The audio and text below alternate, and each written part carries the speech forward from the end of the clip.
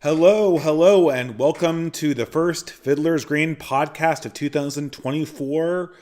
Fiddler's Green podcast number 46, The Kids Who Read. So it's been a while since I've been doing one of these podcasts. I don't really know what my explanation was. Probably the holiday season. Probably because I've been feeling for quite some time that, I've had a difficult relationship with YouTube. First of all, I'm not the first person to notice this, as long as I'm coming in loud and clear on YouTube and I'm not having any technical difficulties. Although I did just buy a brand new Ethernet cord to connect in to my modem via actual wired connection. So hopefully this will permanently fix the OBS, screw ups that periodically happen in my previous podcasts.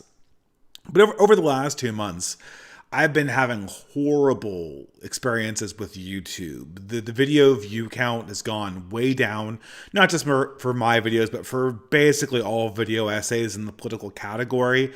And there's also been an increasing sentiment, and this is something that I'm going to talk about at length tonight. There's an increasing sentiment that the kind of dialogue that goes on in YouTube is not very productive. And this is obviously a shame. I'm a person that most people know from YouTube. That's how I got my start. I mean, I didn't get my start in YouTube. I wrote a WordPress blog back in 2013 that had roughly the same ideas I talk about on YouTube. But really, the popularity of my blog, it was a product of the big explosion in right-wing content around 2015. And I'm known for publishing video essays in this format, and that's a shame. I've since, in the last 2 years, moved to Substack, in which a lot of my essays are kind of migrated to being more written form. This is a consequence of the fact that just due to my lifestyle as a wagey and as a father who has a solid 55 to 60 hours of work every week to get through, it's very difficult for me to just spit out a video essay. This is something people don't really know about how old video essays used to work. Old video essays used to work was literally I'd sit down and I'd do a session like I'm doing with you right now. What you're seeing right now is essentially how I used to record my video essays. I had to have an outline, and I'd have something that I'd want to talk about from the week that was on my mind. And I had vaguely a way that I wanted to conclude it, sure enough. And then I just spit it into the microphone like I'm doing right now. And then I'd go through my video and I cut out all the ums and uhs and buts and little vocal problems that I have, which are very frequent because I used to never really be able to speak very well. I was never somebody who was into public speaking before I did YouTube. And that's why if you listen to my old videos, they oftentimes, you can tell that there's a lot of jump cuts in there that are a little bit unnatural, and that usually put people off back in the day. Of course, back in the day, you'd publish a YouTube video in the political scene, and if it was a good video, like every fifth video, most of the published videos would do really well, much better than live streams. And then every fifth video, if it was really topical, if it really addressed a point that people were discussing, it would go viral, and a lot of people would come on and discuss it. It would create a conversation. There are no conversations anymore of this variety. There are conversations going on. And that's more or less where Substack is happening. There are conversations going on at Substack, but they're longer, they're deeper, they're more contemplative, and they're more amenable to a text format where I can go and I can quote somebody who said this, or you could the actual substance of the conversation is there, written not really in stone, but in digital ink. As far as the digital world is concerned, text might as well be stone because there's a certain amount of solidity there that you don't get in video formats. These days, if I cut this video up and did what I usually do, I turned this into a video essay. I just took this exact Fiddler's Green podcast, which has sort of an overarching theme. I cut it up and then I put pictures in over it. It would get less views than the podcast itself on YouTube. I mean, people don't realize, do more video essays. Well, I do appreciate essays because they're more considered, and I will try to make a video essay, like an honest to God video essay, sometime this year, and I will try to record more of my essays that appear on my Substack. But YouTube, functionally, for the purposes of the kind of essays we build, or built the kind of video essays we created, I guess is how you say it, right? The kind of essays we used to create on this platform are effectively dead. The algorithm has killed them.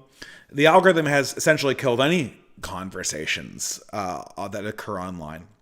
It's so funny because since I've been gone, I don't know, maybe people don't follow my Substack, so as far as you know, I've been gone since, what was it, December? I've done a few conversations, one with Sargon of Akkad, one with my friend Father David, and they've been fairly popular insofar as live stream discussions go, especially the one with Carl Benjamin, because he's always a popular guest.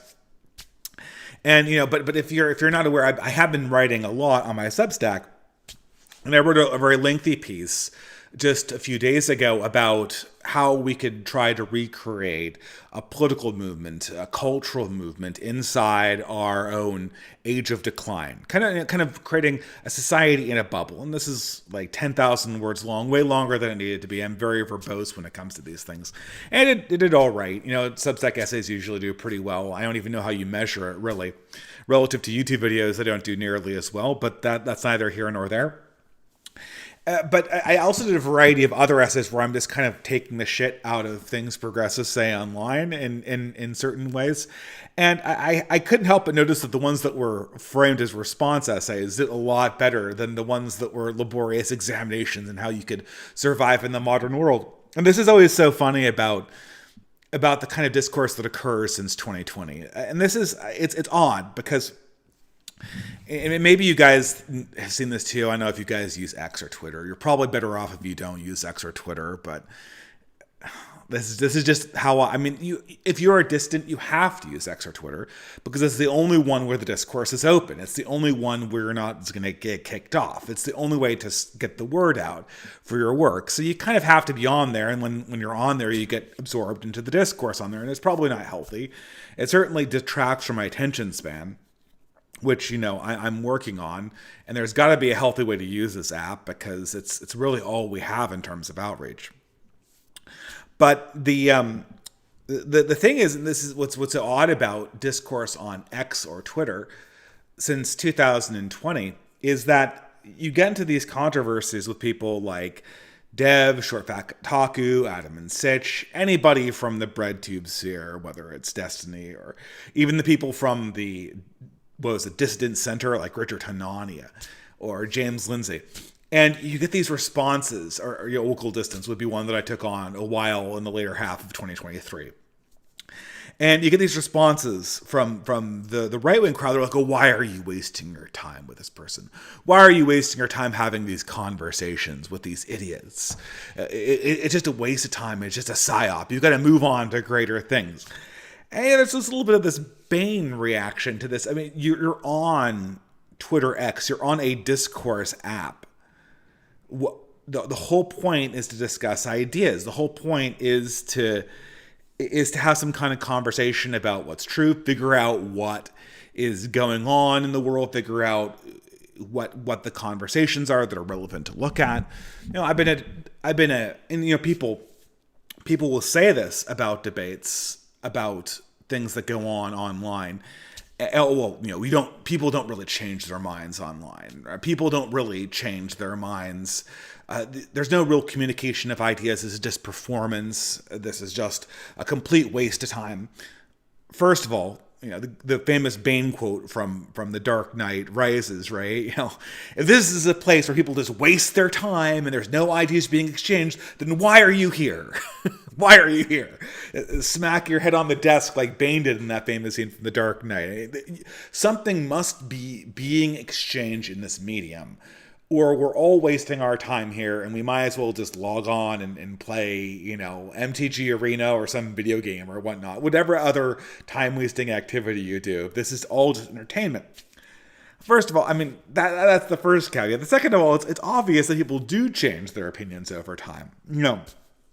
I watched several YouTube videos, with Sargon going around this last month, Carl Benjamin, who I consider a good friend. And he's going on shows like, I don't know if he went on Adam and Sitch. He went on a few shows. The one I remember most was Roaming Millennial, talking about how liberalism failed.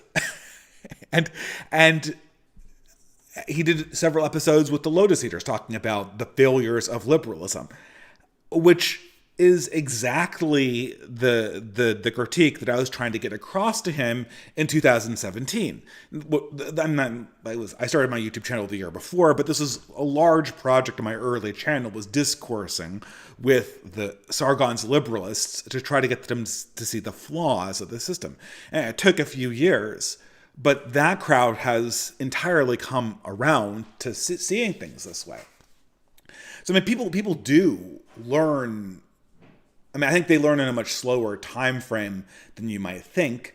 No one's going to go through a debate and then at the end they just throw up their papers and go, "I am defeated. Here is my sword, master. You may command my ideology forevermore." They won't do that, but the questions you ask them will get them to ask other questions that will slowly put them on a process to changing their point of view. And so, what I said this multiple Fiddler's Green podcasts, and I definitely believe it to be true. When you watch a debate or a conversation or any kind of dialectic, the subtext is the text. The text is almost meaningless. The individual arguments that people use, the way they duck in and out of arguments, that's not the important thing. The important thing is the emotion, and this sounds a little bit feminine, but in some ways debates are kind of a very feminine art form, right?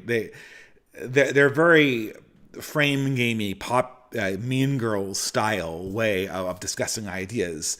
They're neither purely dialectic in the more mode of a Socratic dialogue, and neither are they fully martial in the forms of a boxing match.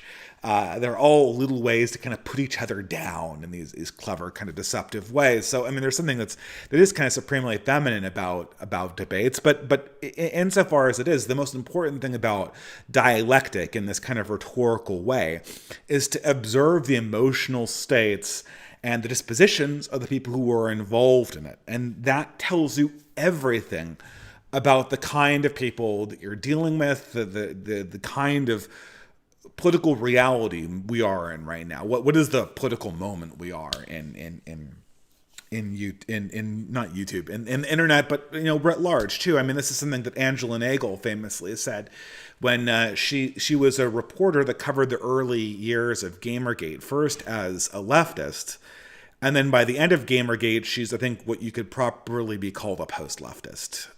Someone who harbored socialist and labor sympathies, but was more amenable to the right wing. And she's the thinker that I deeply admire, although I haven't seen anything from her for years because all of her articles are behind paywalls. And she famously, when someone confronted her about covering online radicalism in so much detail and giving it so much thought, and they said, "Oh, well, you should just log off. Just log off. This is just an online opinion. You're blowing this way out of proportion." And she told the interviewer, "Well, look, I mean, I've been covering this beat of online radicalism for 6 years. And the undeniable pattern of all of these political trends, of all of these cultural trends, is that whatever happens online will happen in real life 6 months later." So you tell me that this idea about transgenderism for children is a radical idea and only people on the internet believe it, but I can just log off and wait, and then 6 months later you'll be parroting the exact opinions that you tell me are radical Planet Zongo, Cloud Cuckoo Land nonsense that I'm cooking up from the internet. I mean, the internet is real. The internet is the real discourse. Some of it does not go into the real life, but a surprising amount of it does. So when you're kind of fighting the egregore, and you shouldn't fight the egregore, when you're observing the egregore to try to figure out what's going on, which is very much what you're doing when you observe these online discourses, you are kind of getting a sense, a premonition of what is coming down the ideological pipeline when the machine rolls on. So this last month or so, I've observed a number of trends. Originally, obviously, the subject of this YouTube video, it being the first video of 2024, would obviously be looking ahead to 2024, and I'll get around to that eventually, right? We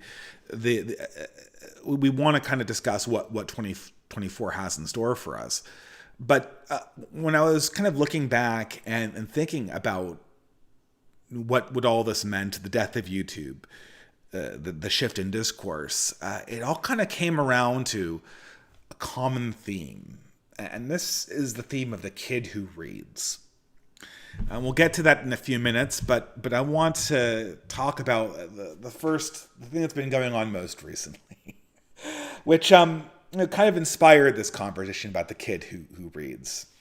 So in the last, well, I guess it's been an entire week now, for a solid week, this weird graduate, I don't exactly know. This is actually an interesting question. What is Will? I'm actually going to look this up. Who's the qualifications on the? He certainly talks a good game, right? He talks like an academic. Okay, yes, he's a researcher, right? He's a researcher. He's a policy researcher. What the hell does a researcher do? Anyway, he's some kind of media personality. He has a grad degree. He has multiple master's degrees, guys. He has his colleges, in his bio. He has his LinkedIn page. He's a policy researcher. He's a political scientist. Back off, man. He's a political scientist. So he sticks his head, he sticks his foot into the conversation about sports and race differences. So ordinarily, this is not something that we in the online right are unfamiliar with. This is something that's been talked about for ages. This is something that Rush Limbaugh used to talk about for ages. This is something that's not controversial. But he has his typical shit-lib opinions about how it's all socially constructed. There is no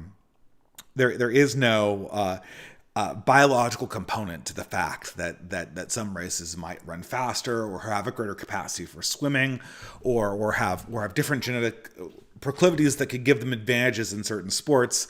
Although if you look at how the Olympics is organized and who qualifies for these events and the countries that take home the golds, that will tell a different story. But of course, the initial tweet, I believe, is about sports.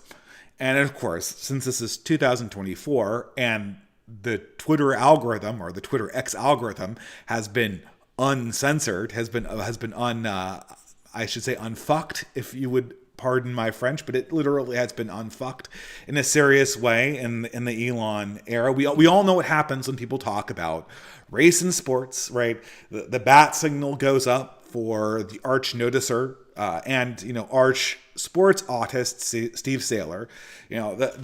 He's fundamentally a boomer mind when you think about it, because focusing so much on sports in particular is such a quintessentially boomer thing to focus on. And sure enough, Steve Saylor comes into the mentions and drops, a few citations, a few of his research papers are the data that exists on race and proclivity to excel. I think it was at certain positions in football. So running backs, I believe, tend to be more African. Quarterbacks tend to be more European.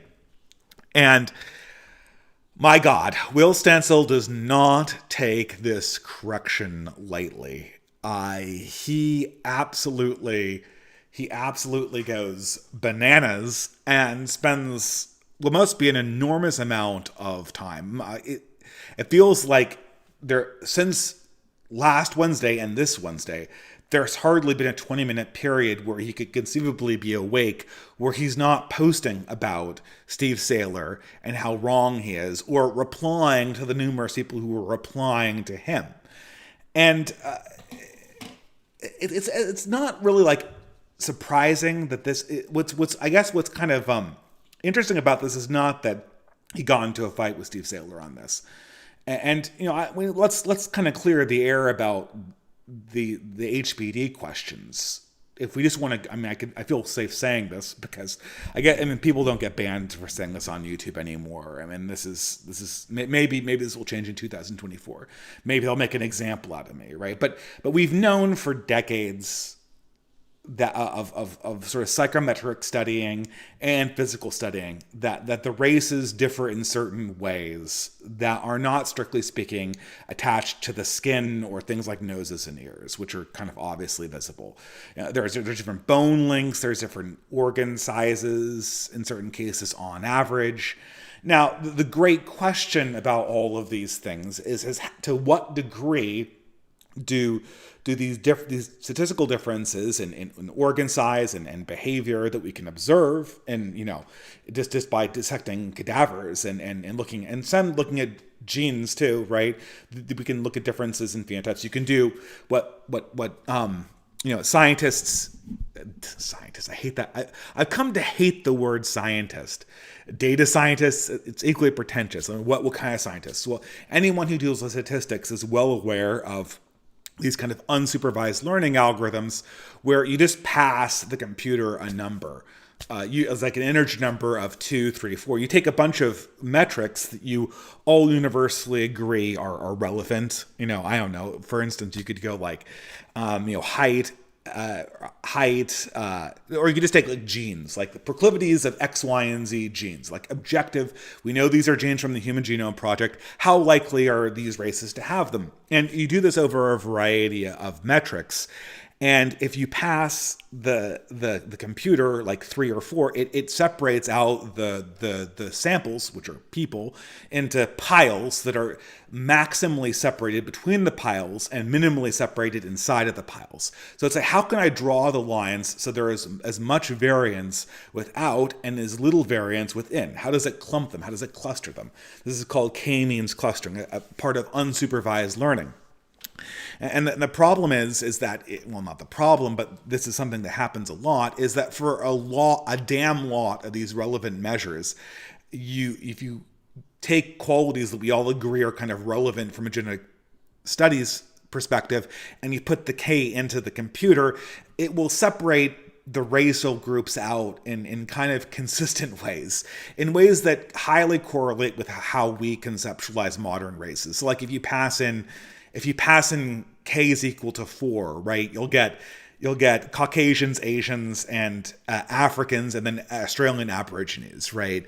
That's what, and I'm not saying that will be the result of every metrics, because you can change the metrics you're measuring. But like, what I'm saying is that the computers, in an unsupervised way, reflect some of what our biases would indicate just from a visual inspection, as you might expect. And so, we have all this data. We have psychometric testing. We have biological testing. We have, genetics at this stage. And they all point to the possibility that these differences that we're seeing internally and externally might have some consequences in the real world, right? To what extent do these differences, on average, are all statistical differences? They're not differences having to do with individuals. These are group average differences. To what level do these group average differences pertain to the differences that we see in between the behaviors of races in something like IQ tests or sports or performance in jobs or any number of behaviors? And this field is called HBD. Now, the thing about this science is it's naturally uncertain, and you have to kind of respect this. Anyone who studied this, and I guess I studied it 10 years ago, I read a bunch of books on this. I read a bunch of books from both sides, and there's a number of videos that will walk you through all of the arguments on both directions if you want to go down this. What I think you need to know as a layman is that it's uncertain. No one can say for sure whether the causes of any kind of difference we see in the real world are genetic or environmental. And almost certainly they're a combination of both. That's the first caveat. The second caveat, though, is that, at least from the evidence we've been seeing recently, there is an incredibly large amount of evidence pointing to the fact that a lot of these differences are not entirely environmental, and there are significant genetic effects to a lot of differences that you see in things like sports performance, which was the original subject that had to do that Steve Saley. It wasn't even IQ tests. It was freaking running backs versus quarterbacks. Like, That's what we're saying, right? We're saying that you might have genes that might make you a better running back than a quarterback. I mean, oh my God, that's how could I say that? To suggest that a race might be better running backs than quarterbacks, that is an attack on the dignity of that race. It couldn't be more trivial to my imagination. It's a purely academic question. It's an uncertain academic question, and it's a question that, if you were to honestly examine it, there's an enormous amount of evidence on the hereditarian side of this. And if you read things like Charles Murray, especially his newest book, or any of the overview books, you immediately see that this is a high probability. Of course. But what does Will Stansel do? I mean, first of all, it's like he's reading from a script, and everyone is just kind of sitting back and watching him emote at Steve Saylor for days and days and days and days. And all his tweets have the same variety. Like, oh, I'm so smart. I am so qualified. Look at these idiotic racists who are suggesting that, insert straw man. In this case, oh, guess what? Steve Saylor thinks that there's a gene for throwing the ball far. Steve Saylor thinks that there's a gene for being able to catch the ball really, really, really well. Oh my God, football hasn't been around for 200 years. I guess black people must evolve that gene in 200 years. It's all these straw men, right? Implying that there's this connection between causality and genetics that's highly specific, when that never was the argument. Implying that it's a specific reaction to football, which obviously is not Steve Saylor's argument either. And the guy, and every time he says something, Steve Saylor just links to an argument, links to an argument, links to an argument. And all you get is the script again, scoffing, name calling, and these catty little, and the what's so funny about this, and it's a very hard thing to explain online, right? Because if I were to kind of explain to you what made this interaction so funny from a Twitter, it's always bad form, I think, to explain Twitter fights on a podcast, because presumably people who are listening have more of a life than I do as a wagee who's checking Twitter in his lunch break and seeing what's going on in the distant sphere. But I mean, this shapes discourse. We've established that, right? So presumably, I mean, but it's always bad form to explain what's going on in other social media in a different medium. But what made this funny for most of us is the way that it was the language that Will Stansel used. And you can see this in I would just go down. So Will Stansel, he tried to do the thing that Kraut and T used to do back in the day. He tried to kind of call in the cavalry. He tried to phone friends and try to get them to appear on this thread and own Steve Saylor. But the problem is that despite all Will Stansel's credentials, and of course this is another formula for progressive men, they always call out the educational qualifications of their opponents. So you never have the right degree, right? You never have are you a population geneticist? Oh, no, you're not. Oh, well, you have a master's degree? Oh, do you have a PhD? Have you published in the field? In the meantime, this guy has a black studies degree. I don't know actually what Will Stansel's qualifications are. I mean, he calls himself a researcher, but who knows what that means? I research public policy and fair housing. It's never a contest of a degree. It's just you need to have an insane level of qualification to hold the position that you hold. I do not need to have any qualification to hold the position that I hold.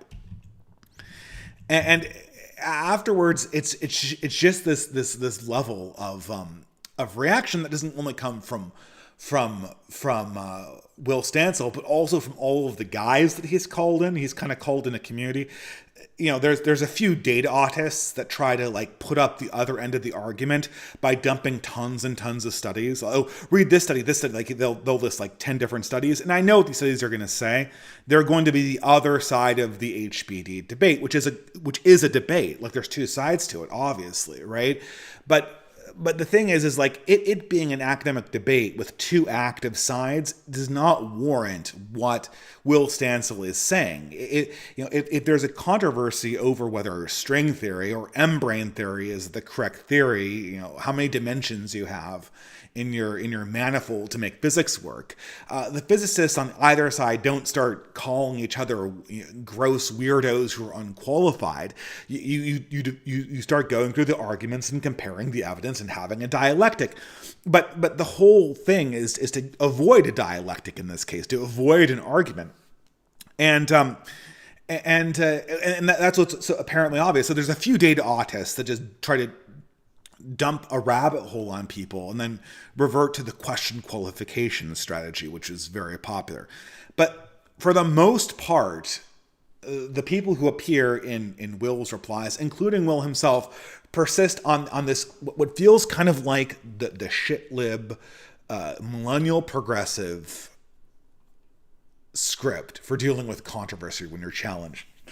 And it always starts the same way. I went down the replies to Steve Saylor, and every single one for like 5 or 6 down had the same introduction. My dude, my man, my bro, what are you saying? It's always my dude, my man, my bro, oh come on. So it's the college stoner response. Like, I'm such an idiot. I'm looking at this ridiculous argument and responding, my brother in Christ, my dude, man. Why? And then they'll go on to something. They'll go on to some kind of passive aggressive response. Oh my God, you're not even qualified. I'd think twice about doing this, my dude. I mean, that's just kind of like weird. And this whole obsession with race is so creepy. I mean, why do you even care, brah? Why do you even care? I mean, this guy is just so. It's sort of a. I'm speaking. I mean, I have a tweet here by Dudley Newright, who just started a podcast. He's an aggregator who worked on Substack, and he said I'm phrasing it like I remember it as it being a product of kind of the stoner college speak. But he's correct to mention this is also kind of how teenage girls talk about ideas. There's their famous tweet that when women, not all women, I'm certainly not talking about Aiden Paladin, and my wife on certain subjects does not respond this way, but a lot of times women do this. When they encounter an opinion, they don't immediately ask, is this opinion true? They ask, am I allowed to believe this opinion is true? Or would the group approve that I think that this opinion is true? And so every single thing in the entire responses, both by Will, I mean, he's been doing this for 7 days. He's been firing off like 30 tweets a day. And it's all like, my dude, my bro, they're so gross. They're deeply dishonest. They're vile. They're obsessed. Oh, is there a football gene? Did Africans evolve a football gene? Did Caucasian Europeans adopt a quarterback gene? You know, all of these straw men. My dude, that's ridiculous. That's not a good look. It's all of this appeal to this idea that it's unsightly. You shouldn't, someone will see you, man. Someone will see you having this wrong opinion again and again and again for 7 days. He said, I mean, most people give up. Most people give up. And just, I mean, because they just want to have this interaction to show that they're on the right side of things, and like they kind of screw off and decide to just think better with their time. But it's not just Will. It's an entire army of these shit libs who are swarming around it, and they're all giving variations of this same performance, variations of this kind of effeminate stoner cool dude, or this catty teenage girl who's reacting to a dumb jock opinion and responding to it in the only way they can, which is not to refute the dumb jock opinion, but to call it out for the unsightly opinion that it is. So then finally, at the end of all of this, as kind of a cherry on top, the kind of arch shitlib himself, Noah Smith. Now, Noah Smith, I want to get this guy's qualifications right, because God forbid that I get a qualification of a shitlib journalist wrong. I mean, he's mainstream, right? I don't know. I think he writes, I thought he wrote for The Atlantic, but I guess I'm wrong. He definitely has bylines in mainstream publications. Noah Smith is tried to establish himself as kind of the intellectual version of the Matt. I really associate this with a few people. I'd say like Matt Yglesias, Noah Smith, Freddie DeBoer. These are the people who are progressives. They're white men. I think actually some amount of them are Jewish. I'm not so sure if they're all Jewish. I think some of them, I think Freddie DeBoer actually might be a Gentile, but it doesn't really matter because there are plenty of Gentiles who do this, and it's an archetype that has infected large swaths of my own generation in huge quantities. But all that matters is that Noah indeed is a mainstream journalist, and Noah just came on. He surprisingly enough went on Break the Rules, which, it's a podcast that used to be done with Lev and Geo and now just is Lev. And, I'm definitely more Geo's friend than I am Lev's, but it's kind of like the debate show. It's sort of like Break the Rules is kind of IBS preserved in aspect. So, and if you ever want to have IBS again, you can take the aspect version of IBS out of the freezer and then cut a slice off for yourself, and that's Break the Rules, right? And amazingly enough, No Opinion appeared on Break the Rules discussing the same issue that I did, and it's just he discussed immigration, and Love brought on like this guy who worked at the border, telling him all of these abuses that the Biden administration is doing. In all No Opinion, and Noah Smith, he's a mainstream journalist. This guy is supposed to have all the answers. He's supposed to be the big brain dude that they wheel out. He's the intellectual artillery of the progressive movement. He goes out in front of this sort of very blue-collary dude who's a former Border Patrol agency, telling him in no uncertain terms that the Biden administration, the managerial apparatus of the federal government, is cooperating with skirting around federal regulations on border control.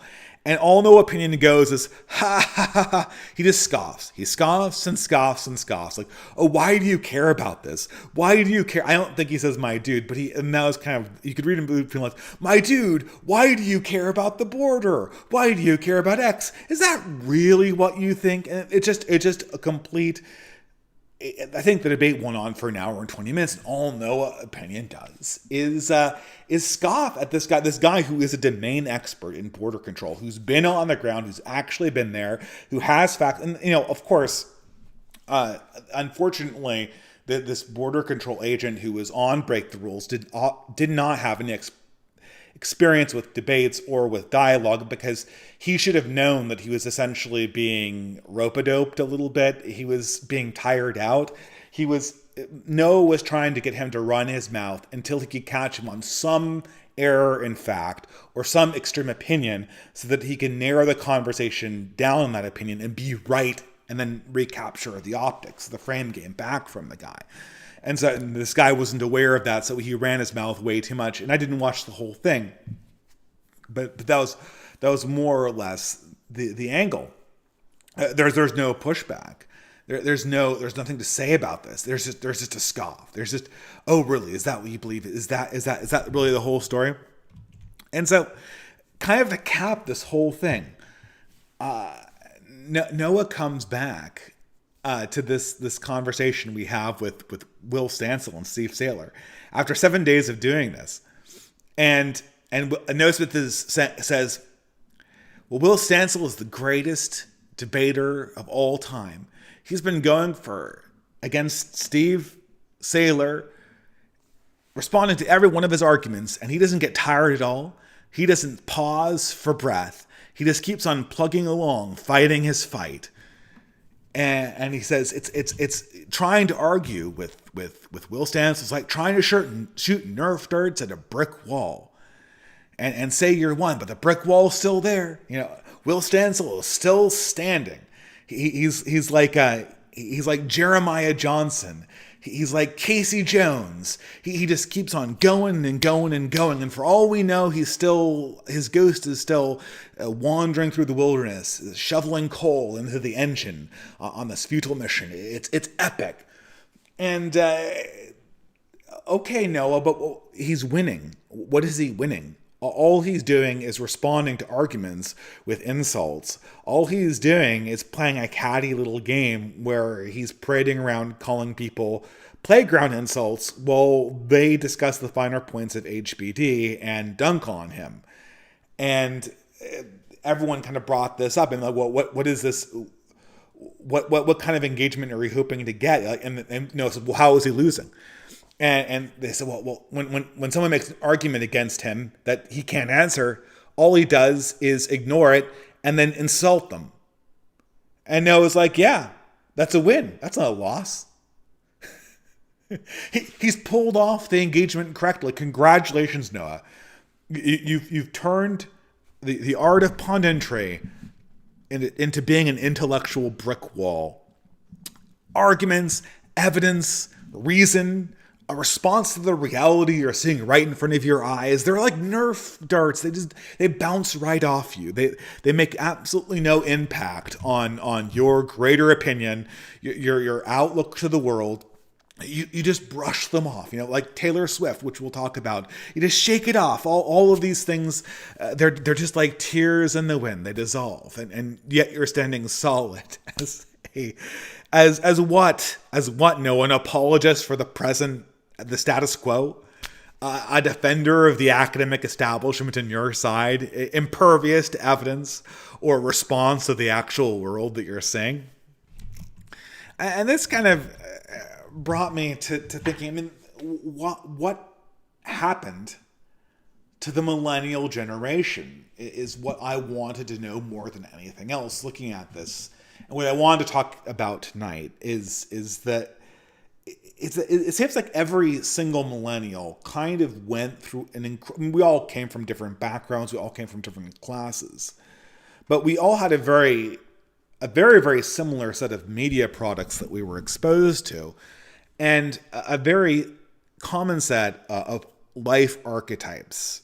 And even some of our experiences are the same too. And I'll talk about a few of them here. The most pertinent one, and this is the one that's kind of close to my heart, and I don't remember who actually, I really would like to credit this person who came up with the original Twitter thread that detailed this. I want to say it's Kofefe Annan, but it's one of those sort of, or maybe it's Zero HP Lovecraft. It's one of those sort of, I don't know what to call that crowd. Appears in Alex Kashida's channel, kind of intellectual shitlord, distant right characters. That's a horrible description. But they're very, very good at looking at the archetypes of thought that exist in our present non-discourse and tearing them down. The person, he said this and it immediately kind of struck a nerve in my own body. Every one of our enemies is kind of the kid who reads. The kid who reads. The kid who reads is the kid who doesn't really like sports very much, and during recess or lunch break, they're always in the library reading a book. But all the other kids don't really understand the world, but you're special. You get it. Lisa Simpson is the archetypical kid who reads. She's gifted. Look at all those books she's reading. Look at all of those books. And of course, this was back in the 90s. I mean, if you're an older millennial, you know of this kind of librarian culture. Both my parents were academics, so I know it pretty well. There always was the idea that like reading in it of itself was this kind of divine activity that established you as being a special person, a person who was going somewhere, a person who would be successful. I think this is something that was an archetype of the boomers that made it. There was definitely a class break with the boomers, and I'll discuss a little bit about this later. And we're kind of living it out. But, Lisa Simpson was the perfect example of this archetype. And everyone recognizes that all the Simpsons are morons. All the characters in Springfield of the Simpsons are all variations on dumb Americans. But Lisa is the kid who reads. She's the person who has the knowledge. She's aware of the darkness. And if you're a kid at that age, and Lisa's certainly not the only example. There are many, many, many examples of the kid who reads in sort of 90s and early 2000s entertainment. But if you're of this disposition and you like books and you like intellectual things as a young child, even if you don't realize and if you don't like Lisa Simpson, I don't think I liked Lisa Simpson when I was a kid, but you kind of pick up the archetype and go, well, when I sit inside in recess, and I played sports every now and again too. Now I wasn't super athletic, but you know, as a taller kid, I could always rebound the ball really well. So sending under the hoop at the games was always a skill I had. And then I realized I sucked at basketball. But you know, whenever you're reading large chapter books, like I was one of those kids that read large chapter books in 3rd, 4th, and 5th grade. And I'm like, oh wow, I'm reading a really advanced book. I'm reading Watership Down, and this indicates that I have like intellectual quality. I might not be like a genius, but you know, I'm a person who's kind of seeing through the tempting and false pretense of this world. And you realize kind of very quickly, and well, maybe you don't realize this, right? Because when I look at people like Will Stancil or Noah Smith or Matt Yglesias or Freddie de Boer, or any of these shitlib, specifically white men involved in this thing, especially when it comes to people like Will Stancil, who have a physiognomy that is incredibly young. The guy is only a little younger than I am. I think he's in his 30s. He looks like he's 16. He looks like he is 16 years old. He looks like he hasn't matured a day out of high school. And here he is in his 30s, and he's still the kid who reads. I know how I got out. I mean, this is kind of, you know, embarrassing to admit. I actually made a video about this. It's one of my favorite videos I made about BioShock and Ayn Rand. And I will always remember Ayn Rand and appreciate Ayn Rand, even though I have virtually the exact opposite opinions that she did. I'm almost a photo inverse negative of her values right now, you know. But I will always appreciate Ayn Rand because it gave me, because every time, this is how the kid who reads archetype works. Like, you check a book off the shelf, and like you read it, and the librarian and your teacher's like, oh my God, you're reading Watership Down. You're reading Harry Potter. Harry Potter didn't exist when I was this age, but you know, or I don't know, T.H. White's Once and Future King. Oh my God, that's such a wonderful book. You know, that's such, you're developing so well, and you read more political stuff, or you read more activist stuff, that was actually very, political books were not pushed heavily on my generation when we were in late grade school. This was not a thing at all. So, but you dabbled in it, right? You read some stuff from Noam Chomsky or I don't know. You read an essay from Sartre. I guess that was a little more in junior high, but still, like you read a person here or there who talks about politics. But not Barbara Kingsolver, but the Guns of August. Who is that person? I need to remember this now. It's the Kennedy's favorite historian, and every boomer woman's favorite historian too. It is by Barbara Tuchman, of course. And she wrote a variety of these sort of popular, semi-political, Whig history type, I don't want to call them novels, but they're written kind of like novels. They're narrative like novels. And they're kind of like they're kind of like the moderate liberal version of how they wish history would have gone, and they kind of underlines their core points, and so that's fine. But you read these novels and are like, oh my God, that's such a wonderful book, and then you repeat the opinions. And back then I was a Democrat, and like, oh my God, Bill Clinton, he's the greatest president, and I don't know who was his rivals. Newt Gingrich is an asshole. And I was like, oh, you're so precocious. You're so, and they praise you for this, right? You feed them their opinions back to these teachers, and they pat you on the back. And because everyone in your community is progressive, you don't think that these are certain opinions. You just think that these are the right ones. You think that this is the right answer. They're applauding you in the same way that, you're applauded for being really good at geometry, or later on in things like pre-calculus or calculus. Like, this is not you being applauded for being smart. This is you being applauded for having an opinion. But it wasn't clear that that was the case until I read Ayn Rand. Because Ayn Rand was the first one where I'm like, I like this book. And then suddenly, like, no more applause. Suddenly, you might be a horrible person. Get away from me. A lot of the people who were just, every single book is a good book. Expand your mind. Have the argument, the conversation, the dialectic. It's the fact that you ask the question that's important. Ayn Rand's a horrible writer. I mean, she's a fun writer. If you read it, it's like reading Conan the Barbarian. It's a fun book to read. But I mean, there's huge mistakes in plotting. There's monologues that go on for hundreds of pages. But no, for an adolescent mind, it asks certain questions that you're not used to hearing. Now, these are classic questions that if you're more familiar with the larger corpus of thought, that they're not uncommon ones, and they're certainly not. Ayn Rand's not the first person who's asked or answered them. But if you are a high school student, this is the first time you've encountered them, and they're questions that a lot of your librarians and teacher friends don't have particularly good answers for.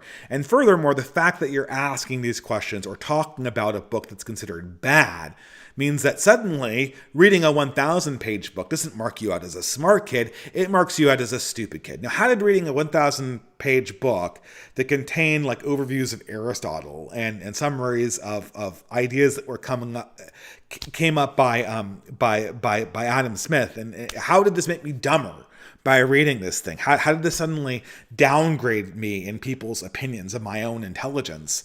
Well, I don't know. It's because you weren't being applauded for your intelligence when you were the kid who reads. You were getting applauded for being a product of their own political view, of kind of marching along in their route. We'll talk more about Lisa Simpson, but let's talk about a better kid who reads, one that's kind of more pertinent to my generation. And this is the show called Daria. Now, I mean, I don't know how much I want to spend on Daria. I could probably talk for the entire night about this show. This show was it was actually crazily enough, it was a spin-off of Beavis and Butthead. And it was taken over by two creators, Glenn Eichner and Susie Lewis-Lynn. Now, I've looked everywhere for information on these two people. I can't find anything about what age they were. But I can almost guarantee you that they were both from Generation X. Because Daria is supposed to be sort of like, originally it was the answer to Beavis and Butthead. It aired on MTV between 1998 and 2003, I think. It was about 5 seasons, and it roughly corresponded to my high school years. And because of this, I actually didn't think I even really saw the show until I got to college. But it did kind of give you a weird kind of analog for what the millennial experience was supposed to be. So the plot is pretty simple. It revolves around this high schooler, Daria Morgendorfer. She's the person who's fourth from the right in the green jacket. She's on all the stuff. And her shtick is that she is a smart girl who reads like Lisa Simpson, and she has to put up with all of kind of the phoniness and fakeness of being a high school student. So like her best friend is the artist character who's kind of, in modern online parlance, we would call her the Jane the art hoe, as we would say, as the Zoomers would say, the art hoe. And her kind of persistent enemies or irritations are the popular kids and her younger sister, who is the pretty girl who gets all the boys' attention. Now, Daria is sort of smarter than you might think the show initially is. The show initially is about Daria just reacting to all the popular kids, and you get the standard kind of, I guess it's like the girl version of Revenge of the Nerds. I never went through high school as a girl, obviously. But I imagine that this is sort of the girl version of Revenge of the Nerds. Daria is sympathetic because she asks the intelligent questions. She sees through all of the phony fads that no one else does. And you can tell that this is Generation X because although this show aired between, I think it was like 98 again in like 2003, 2004, the internet's not really a presence in this. Daria's parents are boomers. That's explicit. They're sort of ex-hippies. that have gone mainstream and are now rich. But the internet is there, like they mention it, like there's an episode on the internet. Right. And that would never be true, even from my own high school experience. Like the internet was not like something that happened one day. It was just sort of a constant presence in the background. Everyone was on America Online Instant Messenger. Phones weren't as ubiquitous as they obviously were even 5 years after I graduated from high school. A few people had them. And, everyone was talking about things that they found online. This is before social media. But, there was those crazy videos you could find online, like the All Your Base video, and people were using Napster and all this stuff. In Daria's world, the internet basically does not exist. People are about television shows, and this is MTV, so obviously they have a priority to make sure that television is sort of like the face of youth culture. And music is the primary way that people express themselves. One of the main characters is Jane's brother, who's like in an alternative band. Again, another staple of sort of the early 90s that's found its way into this late 90s, early 2000s movie, an obvious carryover of the other thing, of an earlier era. And the show is kind of like, the show is probably more intelligent than you might think. Daria is not Lisa Simpson, insofar as that in later episodes you realize, and the show realizes, that Daria is kind of not a person you want to be. She's depressed. She's cynical. She doesn't like the popular kids, not just because... what Daria always complains about is everyone's shallow. Everyone's shallow. No one thinks about things like I do. No one reads books like I do. And no one actually wants to engage what's really going on. They just want to have their happy little lives and be popular like my sister and be cute like the cheerleader and the football dude. And they don't want to think about the deeper things like I do. And the show's intelligent enough to kind of realize that Daria is not a perfect person. They imply it in the first season, and they kind of get into it in more detail. A lot of times, her aloofness is just because she's bitter at the other kids for being more popular than she is. And the second she has a chance to be popular, she'll take it. And oftentimes she's not as smart as she thinks she is. She develops opinions that are surface level. And this is the truth too. I mean, like, what are Daria's? Daria reads everything. Daria has political opinions. Well, what are her political opinions? Well, I mean, although the show is smarter than The Simpsons, and although they portray her as a flawed character, they are basically the Lisa Simpson opinions. They are the considerate, moderate, liberal positions that the librarian would pat you on the back for having. And I think the most interesting things about the show, after you get past the fact that you realize that Daria is a flawed character and the people that she's making fun of are in many ways better than she is, and Daria's still the hero of the show, so the flaws are kind of like just make her a well-rounded character or whatever, or a realistic one. But the show then kind of needs to deal with, okay, so what is all of this leading to? Like, what is high school leading to? And that's kind of the idea, right? Is that Daria is sort of like on a better plan than the rest of the kids. And it's interesting when you look at this from the perspective of the other adults in the show and Daria and her other friends. So I lost my train of thought here. I hate when that happens, but oh well, we'll filter this out. No, I can filter this out in the eventual thing here. But because ultimately in the great scheme of things, high school is leading towards an adult career, and it's always implied that Daria is a better student. She'll do better, and so you look at Daria's parents. Well, Daria's parents are the quintessential boomers. Daria's mother is a career woman, a lawyer. It's always implied in the show that she makes more money than her husband, who's some kind of business consultant, and who, Daria's father, they're an intact family, which is something that was not always a guarantee in my generation. A lot of people were divorced. But they're in an intact family, but it's always implied that Daria's mother was more successful, and it's always implied that Daria's father is in a constant midlife crisis. He hates his greatest generation father who over-disciplined him, and he's constantly bitter about the fact that his old hippie idealism was left behind to go back into the corporate wilderness. And similarly, I forget Daria's mother. It's implied that her full calling was also not realized, and she was kind of stuck it back into conformity. And so, what Daria represents hypothetically is sort of the merging of the two things in the form of the kid that reads. Her parents' ambitions were the fact that they wanted to have a bourgeoisie lifestyle, but they also wanted to be rebels. And Daria is the perfect synthesis of this. She is simultaneously the person who's a rebel, but she also gets straight A's. She also has all the information. She's also the unappreciated genius. So what lies in store for Daria? She has an aunt that she looks up to who looks exactly like her, who's notably unmarried.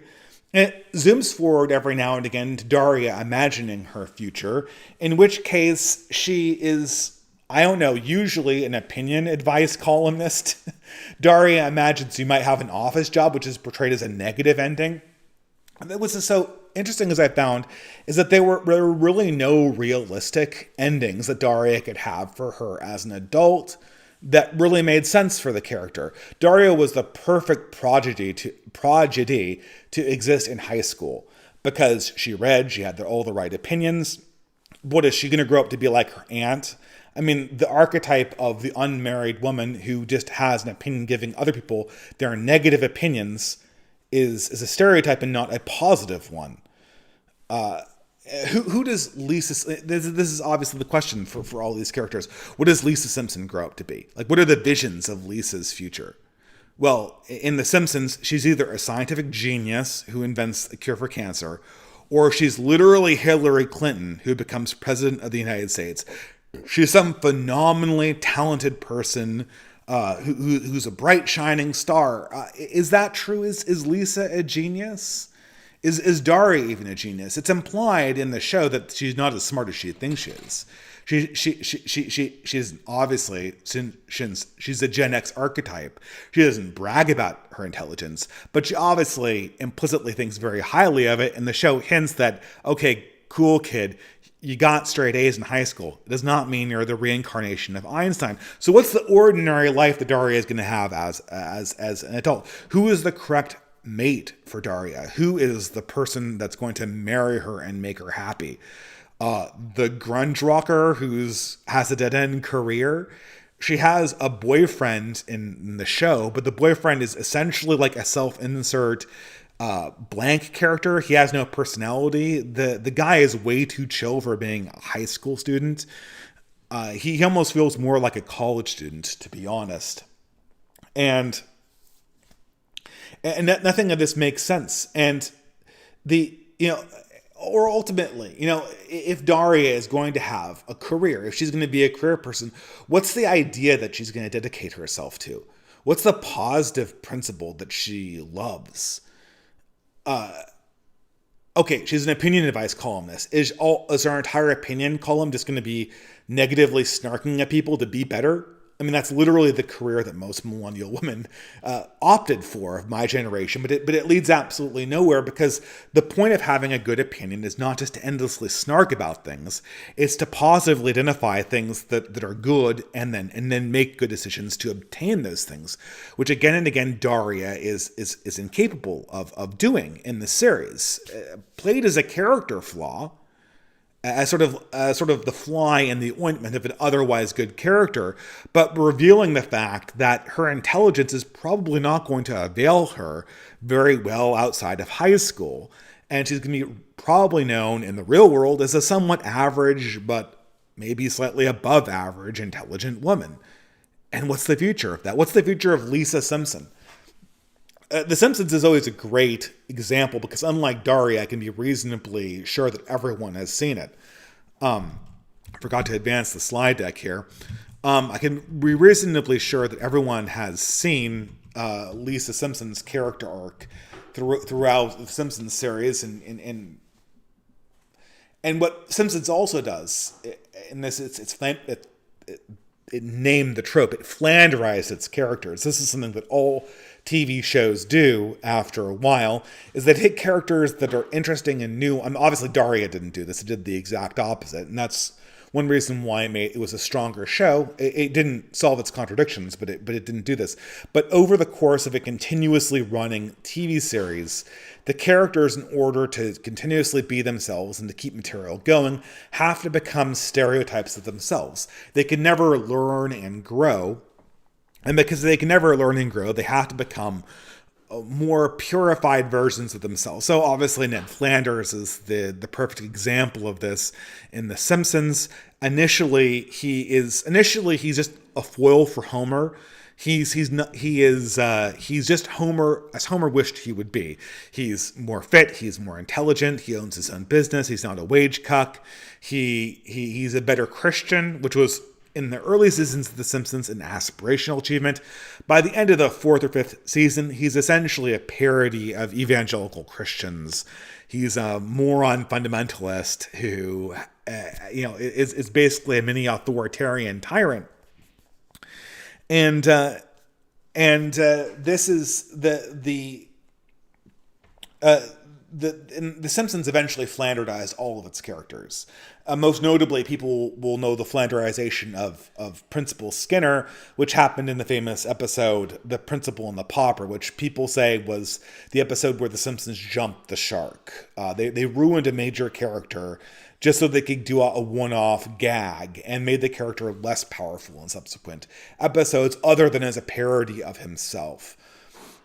But the worst episode involving Lisa, and Lisa is obviously the one character that shouldn't be Flanderized because she's literally the writer's self-insert Mary Sue character. So certainly they can't turn her into a negative stereotype of herself, but they did in this one episode called Lisa's Brain. And Lisa's Brain is this episode where Lisa can't solve, I can't remember if it's like a math problem or some kind of lateral thinking puzzle or whatever. She can't solve a lateral thinking puzzle. And she begins to doubt her own intelligence. And her Grandpa Simpson informs Lisa that all Simpson children start out as very, very bright, and then over time they become dumb because of the Simpsons gene. And this sends Lisa into a tailspin. She's so depressed. I'm going to give my brain its last meal. I just have to consign myself to idiocy. I'm basically dead. She's on the, I wouldn't say Simpsons is not a dark enough show to have a kid contemplate suicide, but that's kind of the mood of the show. And then eventually it's revealed at the end of this episode, Lisa's Brain, that the Simpsons gene only makes the men dumb, and the female Simpson characters are all, they all come from the now pamphlet on they all come from like a Sheryl Sandberg propaganda pamphlet where all the women are like girl bosses. All Simpson women are girl bosses who are bright shining stars of achievement, and the men are just dumb, ignorant buffoons who are batting around flies and bumping heads in the background. And of course, anybody will just kind of like, it's obviously the kind of men are disposable moment in The Simpsons, but that's not the real problem with this. The real problem is that the episode Lisa's Brain reveals Lisa to not be truly someone who's bright in the way I would understand it. People talk a lot about this phenomenon of the midwit, and they fundamentally misunderstand this concept of the midwit. A midwit is not like people think, oh, well, it's the IQ bell curve meme, and you've got the low IQ people over here, and you've got who have some kind of protean truth that they're reciting just because they were taught that by tradition, and happens to be true. And then you've got the Jedi masters over here who've learned everything, and they're able to actually understand the concept in its entirety and assert the protein wisdom. And then you got the guys in the middle who are all the crying wojacks who have a midwit opinion. But this is to misunderstand the idea of the midwit altogether. Midwits are not characterized by a location on an IQ bell curve. It's measured by a certain relationship to intelligence itself. What characterizes a midwit is caring more about being smart and being perceived as smart than actually obtaining truth. I used to be a midwit. Hopefully I'm recovering as a midwit. But the kid who reads is a midwit archetype, because all throughout your entire career as the kid who reads, when you're getting pats on the back from teachers and your authorities and maybe even your parents if you live in a blue state, you are playing into the midwit archetype of caring more about being perceived as the smart one than actually being smart. Daria is a midwit archetype. She doesn't really care about discovering the truth. I mean, maybe she matures, maybe she goes to college and turns over a different page and sees through it all. Everyone's a midwit in high school to a certain degree, right? But some people aren't. Specifically, autists aren't usually midwits in this regard in high school. But Lisa, when she learns that she has the Simpsons gene and she's not going to be smart anymore, why is she depressed? Why does she care about being smart?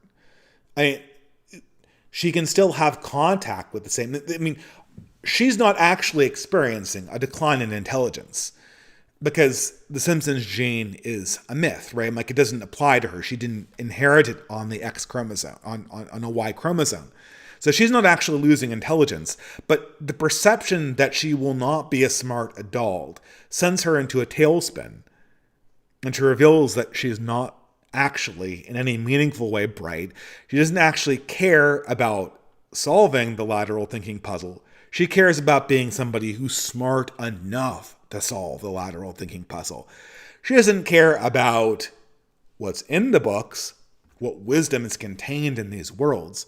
She just cares about being the kid who reads, the smart one. And once that's taken away from her, it doesn't matter that she still has access to these books.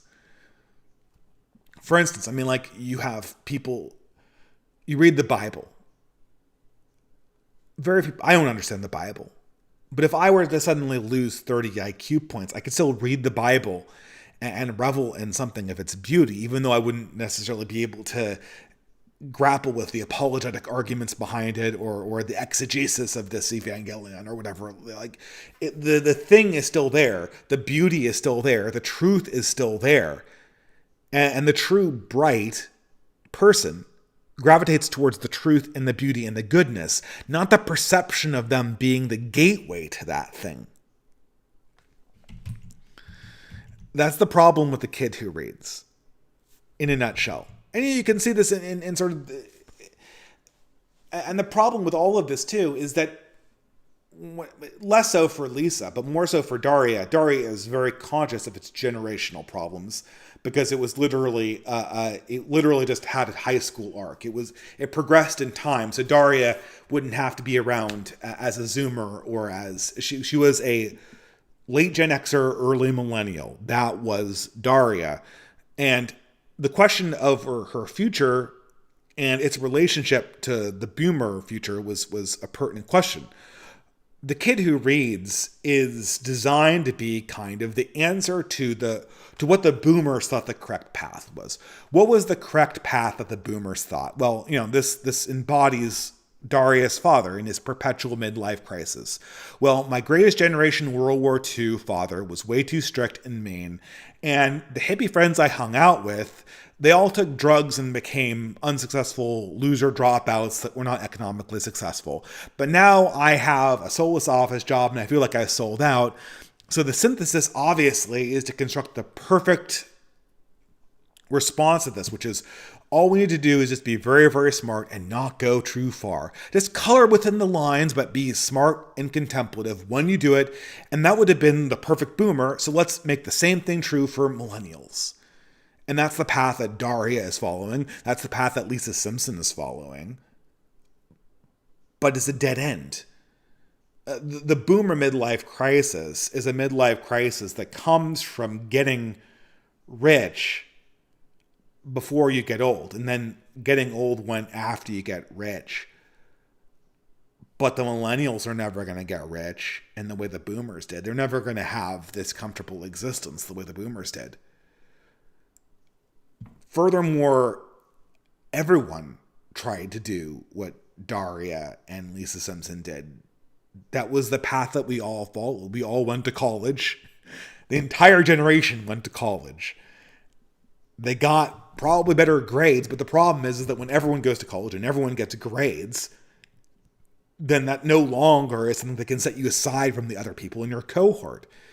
What the boomers' reaction to was a complete illusion of their own generation.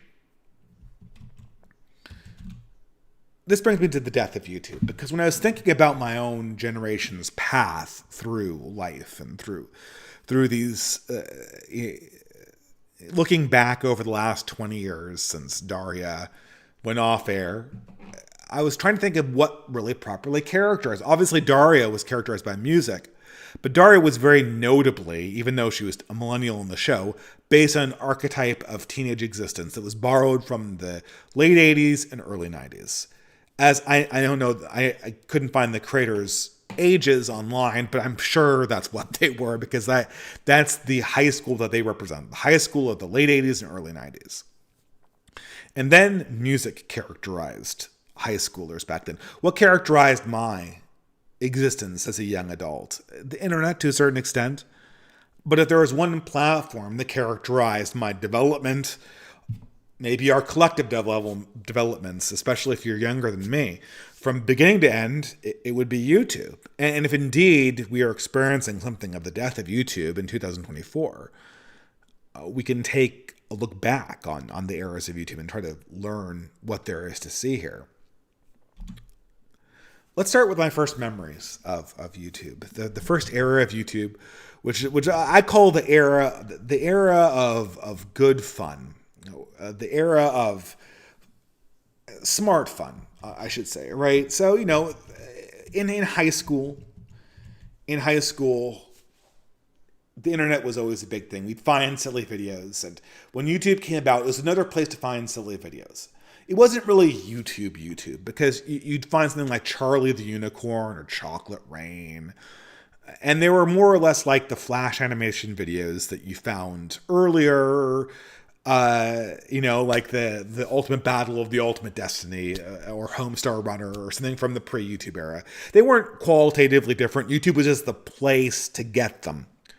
But what was the first thing that I remember at least, that was, this is YouTube and it could not exist before YouTube.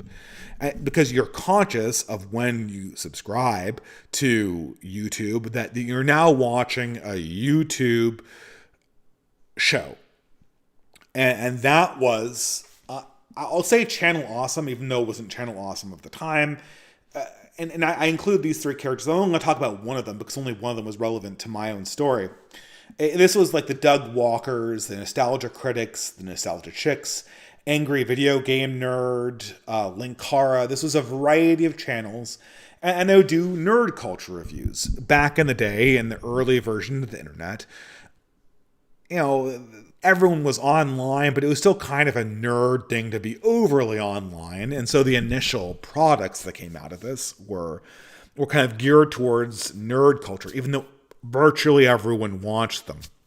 An entire era of YouTube was dominated by this. Some people say that guy with the glasses in the chat.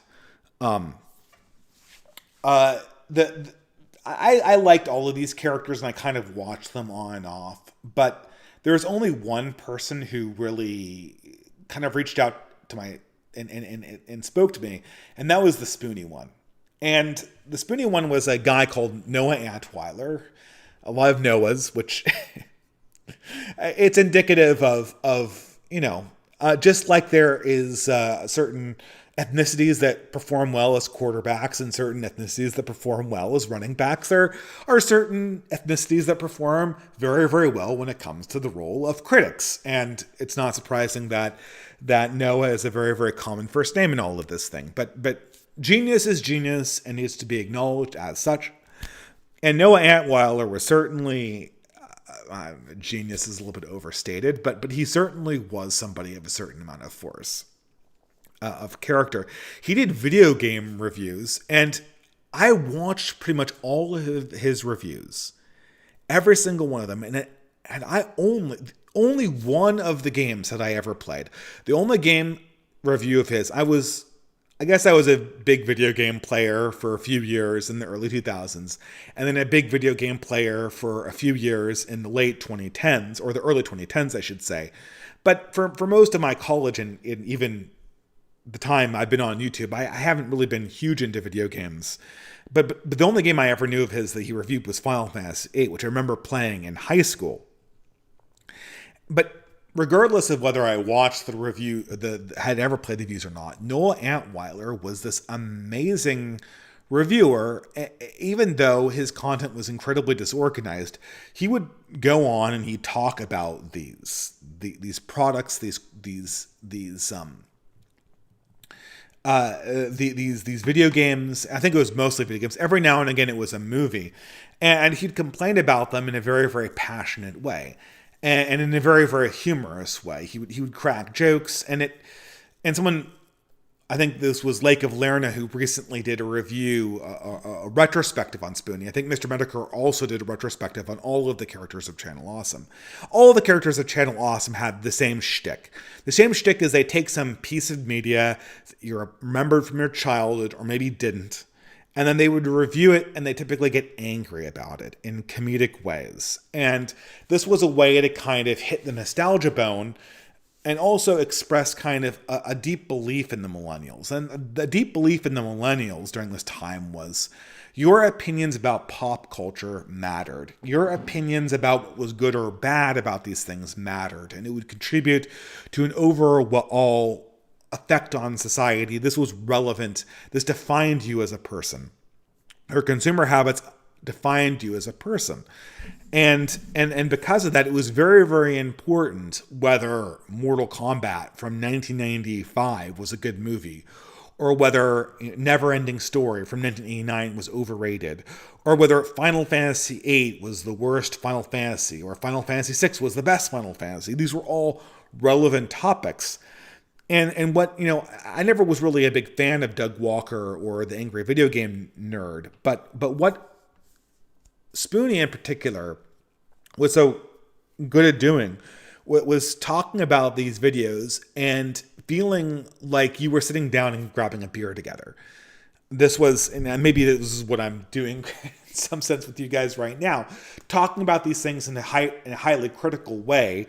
But also kind of making sense from them in your own mind, and sharing something about his own feelings. What did this video game mean to me? What did Ultima 6 mean to me? I never played that game, but I remember him doing a review of Ultima. What did Ultima 6 do for me? What did Final Fantasy VIII do for me? What did BioShock Infinite? What role did it play? And I did a review of BioShock Infinite myself, so I don't know what I'm really saying. But at the same time, he was the ultimate Gen Xer in the fact that he was somebody who was overqualified, underemployed. The boomer, he was a computer scientist who couldn't get a lucrative meal ticket. The whole boomer plan that all you needed to do was go to college and then get set up. That passed him by, but he got new life being a critic and helping out a community discover its identity as being a nerd culture online. What happened, and I guess I can't really describe what happened to this community without showing my hand to the other parts of YouTube. What eventually happened to Spoonie was that he obviously suffers from some kind of bipolar disorder, very much a character like Kanye West. And after burning a few bridges with the Doug Walker people, he got kicked off of that program. And then he just stopped making content. And I've seen about 3 retrospectives on Spoonie over the years, and they all kind of follow the same pattern, and that is he just stopped making content. And obviously he was suffering from bipolar disorder, and it's very easy to explain it as, and then he had a depressive episode. But he stopped making content for longer than he ever made it to begin with. Someone said, well, the Spoonie experiment, his channel, it only lasted for 4 years. Yet I've been checking in on whether he's resumed making content for 10 years. So for all of this time that we've been watching this guy, it's all just been his decline. And people are paying him, or I guess they were. And it's just been a continuous fall from grace for 10 years. And I thought a lot about this. And the problem with Spoonie is that, and this happens to a lot of people on the internet, is that they speak to a particular age. They speak to a particular moment. The Spoonie one was speaking to a moment of Gen X particularity, of Gen X nerd culture. And all of these guys were too. The Nostalgia Critic was too. They reinvented themselves as being pure entertainment, and we'll get to that later. But the Spoonie one, Noah Antweiler, spoke with a mood of sincerity. And the sincere belief was that there was deep meaning and deep catharsis to be found in nerd media, and that their goodness or badness had some kind of relevance to your life outside of just their existence and their art. They pointed to somewhere. Well, that's something that everyone believed. That's all millennials believe this from 2003, 2013. But then it started becoming impossible to believe. And the story of how it became impossible to believe begins with Jon Stewart. I'm not going to touch on Jon Stewart. I could talk about him for ages again. But obviously, all was not well in the global American empire. And the problem of politics became primary. The politicization of entertainment. Entertainment existed. I don't really think we've appreciated the extent to which Jon Stewart has remodeled our culture. To the point where I turn on The Tonight Show and I see Stephen Colbert do propaganda apologetics for the Biden administration. This would have been unheard of from people like Johnny Carson or even David Letterman in the 90s. This would have been unheard of. The fact that people are suffering from inflation and can't afford groceries and our insurance premiums are rocketing upwards, and you're telling us that we're all lying, we can't believe our own experiences because lying go up. But the problem is that the millennials were a generation in search of meaning. The first olive branch they were given to give the meaning was their own intelligence. You're the smart one. You're the kid who reads. The second one was, well, this pop culture that you've organized your entire life around, this gives you meaning. This is like your own religion, kind of. And you can believe in that, right? But you can't. You can't believe in that. So obviously, you need something else, and that something else is politics. Through Jon Stewart, what eventually happened in the late Bush administration and all of the Obama administration was the transformation of the smart, of the sphere where we talk about entertainment in a smart way, honestly bearing our souls of what we actually feel about certain things. This transforms into a political mode. And this is brought about by people like Jon Stewart. It's brought about by the new atheists who essentially politicize religion. But the new atheists, they're not really politicizing religion. This is sort of a misnomer. What they are doing is they're giving millennials an excuse to move away from older traditional forms and into the deconstructive mode of modern progressivism outright. What eventually happens over the course of this time period, and you can see this very, very prominently on YouTube, is that these nerd culture channels move into a mode of sort of politicized deconstruction. The quintessential example, the first person I saw in this mode obviously was TJ the Amazing Atheist doing some kind of variation on Penn Jillette from Bullshit, and Jon Stewart with sort of an angry video game nerd motif mixed in. But you see this also in characters like Adam Ruins Everything from Cracked Online. These were originally shows that just talked about nerd stuff, but now we're going to come in and we're going to kind of debunk the old world. The meaning of being a smart kid was not that we are going to get the good job and make good. The meaning of being a smart kid wasn't just intelligently talking about these things in a sincere way, like Spoonie or aka Noah Antweiler. The whole point was the whole point of media literacy. If I had one word or I have two words for this era of YouTube, would be media literacy. What is media literacy? Well, media literacy allows you to translate all of these things that you liked from the old world, like Back to the Future and Final Fantasy or whatever. It allows you to translate them into things that actually mean something, that are politics. And who wants to listen to someone talk about music or game for 2 hours? I mean, you can, and it's fun. You can do it with your friends. But no one has to listen to you. It's not important. It's not going to save your soul. And eventually, if you're the guy in their 30s going around and all he has as his identity is just a fandom for Final Fantasy and Marvel movies, even progressives understand that this is a very, very degraded place to be. So the solution was for the kid who reads to evolve into a political activist. And the bridge to do that was media literacy. You were going to be the smart person that debunked everything. You were going to be the funny person that lampooned the news in a creative edutainment sort of way. And this was going to lay bare all of the contradictions, and it was going to pave the way for politics. Well, what politics? Well, the politics of not being dumb. That's the answer in 2007, 2008, 2009, 2011, maybe 2012. 4 years of the politics of not being dumb doesn't change anything. And we're left in 2013 with a decision.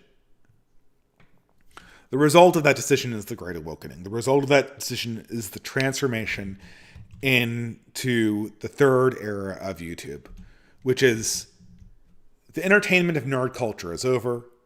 The entertainment of debunking stupid opinions is meaningless because ultimately there are a lot of stupid opinions and some of them are on your side.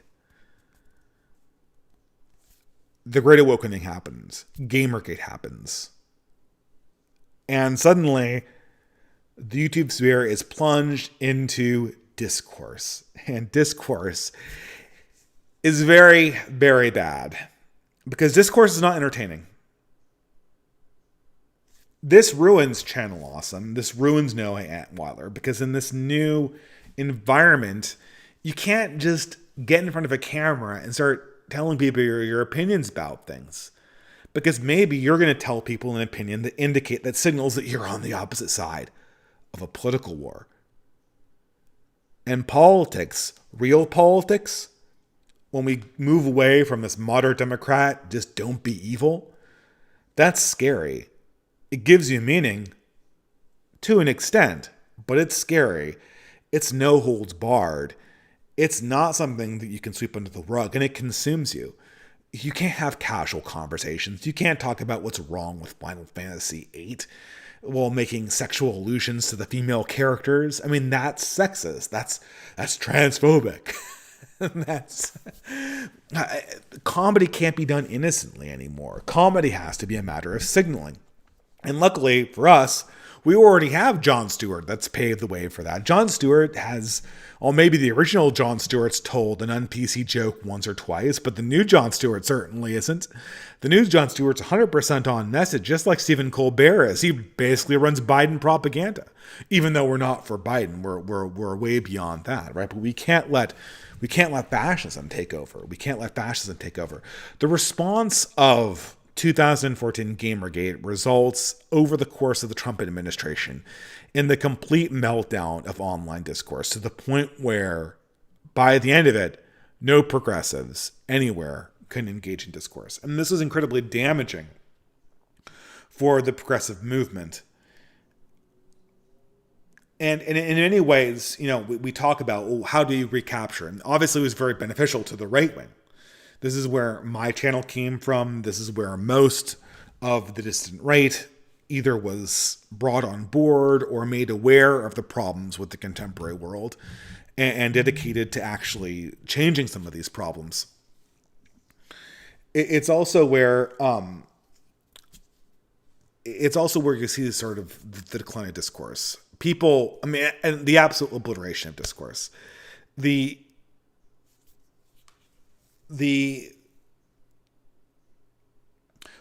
Sometimes I think people give themselves a little too much credit, because a large amount of this conflagration that emerged out of the Great Awakening as an instigating factor was Facebook. The left goes way far to the left in 2012. You could argue about why that happens. But then as a response in 2015, the right starts going rightwards. And this has an avalanching effect, largely because everybody is on Facebook talking together. I remember early Millennial Woes videos, which, again, actually early Millennial Woes was a very similar feeling to early Noah Antweiler. And they're kind of entertaining characters to compare to each other for a variety of reasons. They have very similar temperaments. Although I'm not, I don't want to imply Millennial Woes is necessarily bipolar, but I think they've struggled with depression in similar ways, right? And, but a lot of his early videos was just rehashing Facebook debates. Discourse was fundamentally open. People would actually talk and try to convince each other about different ideas and different political opinions. When you ran, this is another thing too, is I don't think you'll see this, but in 2016 and in 2012, election season was played on prime time. People were expected to have opinions on these things. After 2016, 2018, it's like radio silence. Everyone is in their own silos, so to speak. What happens here is that eventually discourse burns out, and we enter into the last period of YouTube, or I guess the penultimate period of YouTube, the 2019, late 2019 to 2021, which is what I call the YouTube reconquista. This is the high point of BreadTube. This is the ascendancy of people like Vosh and the Twitch streamers and Destiny, who more than anyone else characterizes this period. This is the emergence of the Troons influencer, of ContraPoints, and of PhilosophyTube. Anybody who has a left-wing opinion and wants to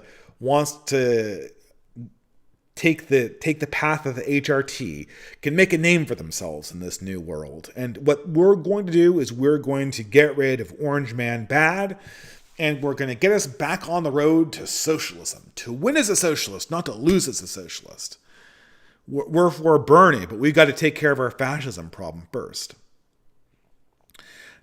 I don't really think there's anyone that's relevant about, and in many ways, and ContraPoints very much represents this, is that these people once more they're able to sort of revive the old mode of millennial thought. The old millennial thought was, well, let's fuse together entertainment and political discourse. And what we're going to get is, we're going to get a way where we can easily debunk arguments and feel like we're smart, which of course, because we're the kids who read, we always want to feel smart. And we can also make it an entertainment project about nostalgia and about and about how your particular preferences for things like video games and movies make you a special person who can bring a particular insight to the world. What happens? Well, we re-elect Joe Biden. We have an economic catastrophe. And discourse ends. Discourse completely ends. ContraPoints makes one video a year about how they're addicted to drugs and how hard it is to be a multi-million-dollar trans woman in 2023.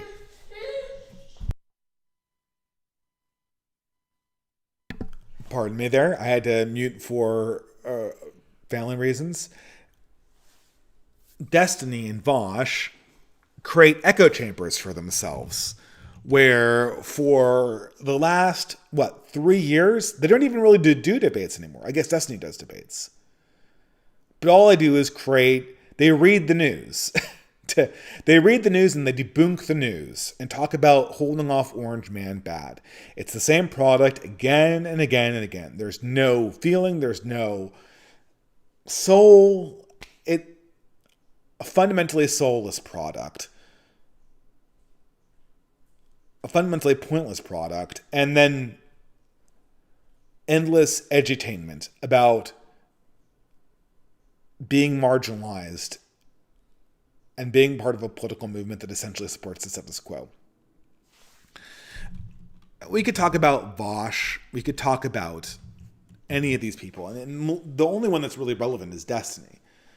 I guess ContraPoints is relevant. ContraPoints is essentially trying to, let's revive Adam Ruins Everything. Let's revive Nostalgia Chick, but make it edgier. Make it seem like it's kind of risque. Make it seem like it's not mainstream, like it's not the mainstream opinion, like there's something that is a little bit different about it. The problem is that what is the point? What is ContraPoints going to tell me? After 2021, don't vote for Trump. Well, we did do that, and reality still is like it is. Are they going to tell me a better way to live? Always implicit in people like the Spoony one. And this is the thing. I mean, let's go back to Daria here, right? What was Daria's complaint about her sister Quinn, or the cheerleader Brittany, or I can't remember who the football player was. All of her complaints about all the other people in her life, including her parents, was, oh, they're so shallow. Oh, they're so shallow. They live lives that don't have spiritual depth. They don't think about the deep issues. All they do is they go to work, they get their money, they live their bourgeoisie lives, and then they go have their little entertainment products. And their entertainment products don't contain deep meaning or deep introspection or struggling with issues. You know, we're struggling with issues. They're just entertainment products. They confirm what they already believe. They don't challenge them. But the kids who reads, the kids who are into the video games, what you're getting here, you know, it's not necessarily that you're going to solve all the world's problems, but Daria has a more uplifted life. Noah Antweiler, the Spoony one, he's a more interesting person than the idiot next door who can only talk about American Idol and the latest thing that aired on CNN. So when you're being part of this space, you're being part of a more intellectually interesting place. You're being part of a more spiritually uplifted place. We're pointing to the higher things. You should be reading things like Lord of the Rings. You shouldn't be engaging in stupid reality TV shows that just confirm your own opinions back to you. You should be trying to become a better person, not just feel safe in your bourgeoisie life. That's the message that these people give them. But what is their spiritual upliftment now? What has YouTube become? ContraPoints. It's ContraPoints. They make a video a year. Philosophy Tube, you could say this too. They can sell me on an interesting idea that they might have dug up out of some acceptable left-wing source, considering that so many of the old left-wing sources are now essentially cancelable effects. That's harder. But ContraPoints can't sell me on a life that is more elevated in any meaningful sense. They don't read more than I do. I don't even read all that much. I really doubt that they do either. I mean, I I do read because I have to for this channel. I'm doing a book review right now for Antelope Hill. I better be reading that. I just finished Sartor Restartus. It almost killed me, but I finished every single page of that book. I read it in my second read through now. So I do read. I don't read as much as I did in high school. But, I mean, not to be the kid who reads, right? But I mean, is ContraPoints reading Proust? Is that person listening to Elgar? Is that the elevated life that's promised there? Is that what you're becoming part of? Or are the consumer products like video games that you see endlessly talked about on these Twitch streamers? Is that really where you should be as a millennial in their 30s? Is that the elevated place that you should be at this part of your life? What are you selling to me? It's not political change because they're for the status quo. They say they're anarchists, but they're anarchists. They're cheering on the military-industrial complex and all its little proxy wars. They're anarchists that support the status quo government, and they don't even have an orange man to point to and say fascism. And they're perfectly willing to throw democracy under the bus the second democracy doesn't go in their way. The pretense that they're revolutionaries is pretty thin gruel at this stage. They have no elevation in their lives, and they point to nothing serious. And moreover, their dialectics are fake. What are they selling anybody? The problem here is that millennials got old. YouTube died because we can't support discourse anymore. Discourse is scary. Discourse is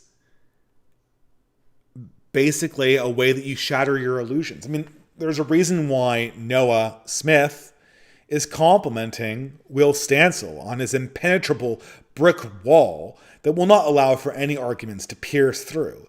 There's a reason why Noah pats himself on the back for scoffing at the immigration expert and not offering any counter-arguments.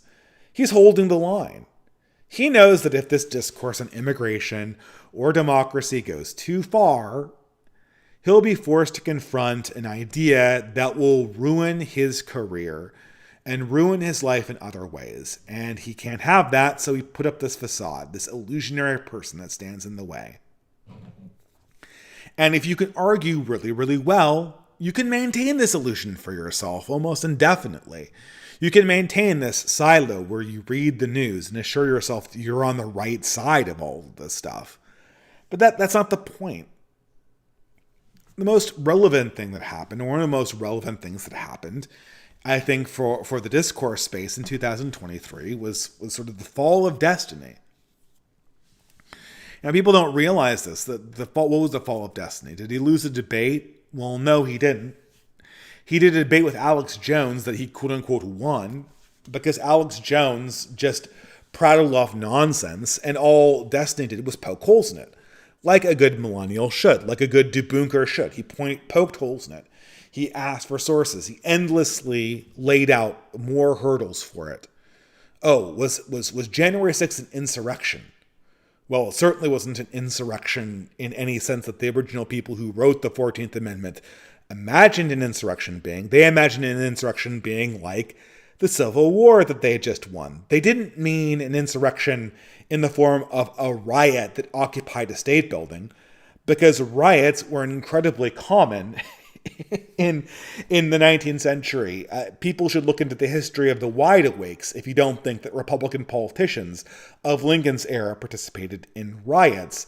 And if they had held up, you gave a speech that led to a riot as a way to disqualify you from political office, then half of the Republicans in the Congress that passed the 14th Amendment would have disqualified themselves.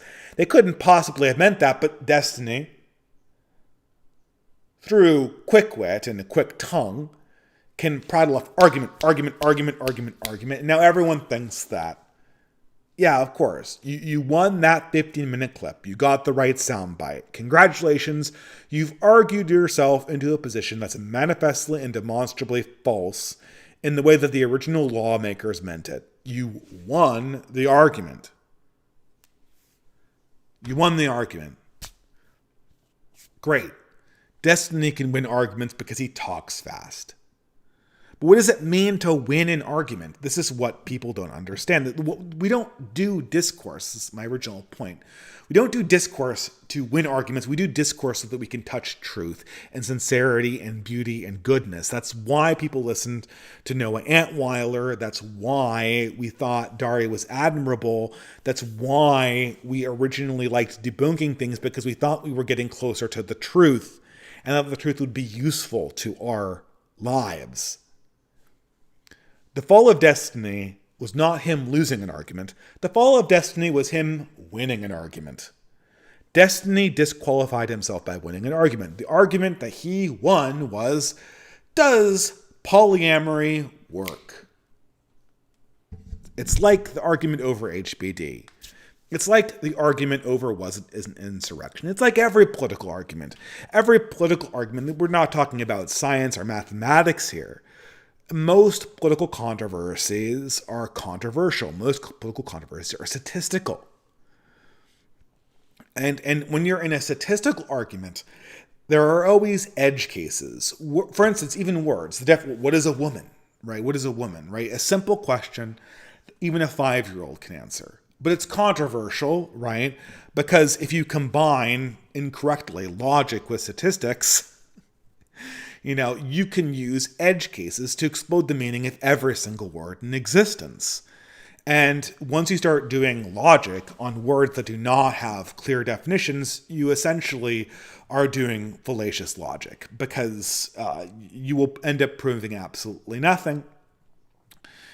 Because when you talk about things statistically, coming up with counterexamples to explode the syllogisms will always be possible in a world. So, no matter what your definition of a woman is, there will always be an edge case. And Vosh and Destiny, oh my God, we won the argument. There can be no definition of woman.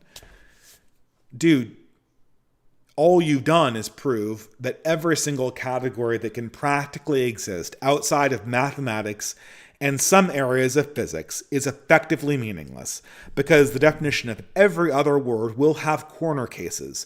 And if the corner cases can be used as logical counterexamples to the point you're making in sort of some kind of Socratic syllogism, then you have essentially made your language completely meaningless. You can now prove or disprove anything.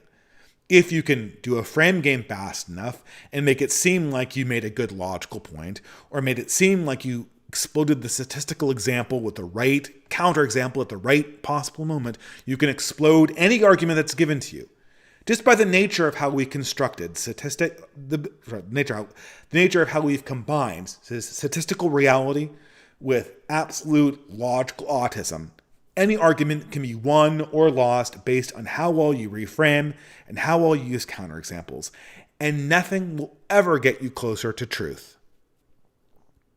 The truth of what is a woman is that there are certain activities that require us to appreciate the difference between the physical, biological sexes. And if we do not have these distinctions or an ability to epistemologically appreciate these differences, our species will literally stop existing due to the collapse in birth rates, which is already coming about. If you cannot appreciate what a woman is, you will fall subject to that problem. And if you argue yourself out of appreciating this, all you've done is cuck yourself. All you've done is blind yourself. Does polyamory work? There are some examples of polyamory working. So in the logical sense, it could work, which means polyamory does not work is technically in the absolute logical, absolute sense a false statement. And if you play a fast enough frame game, you can prove that to yourself, and you can make other people believe you've won that argument. But polyamory generally does not work. It statistically does not work.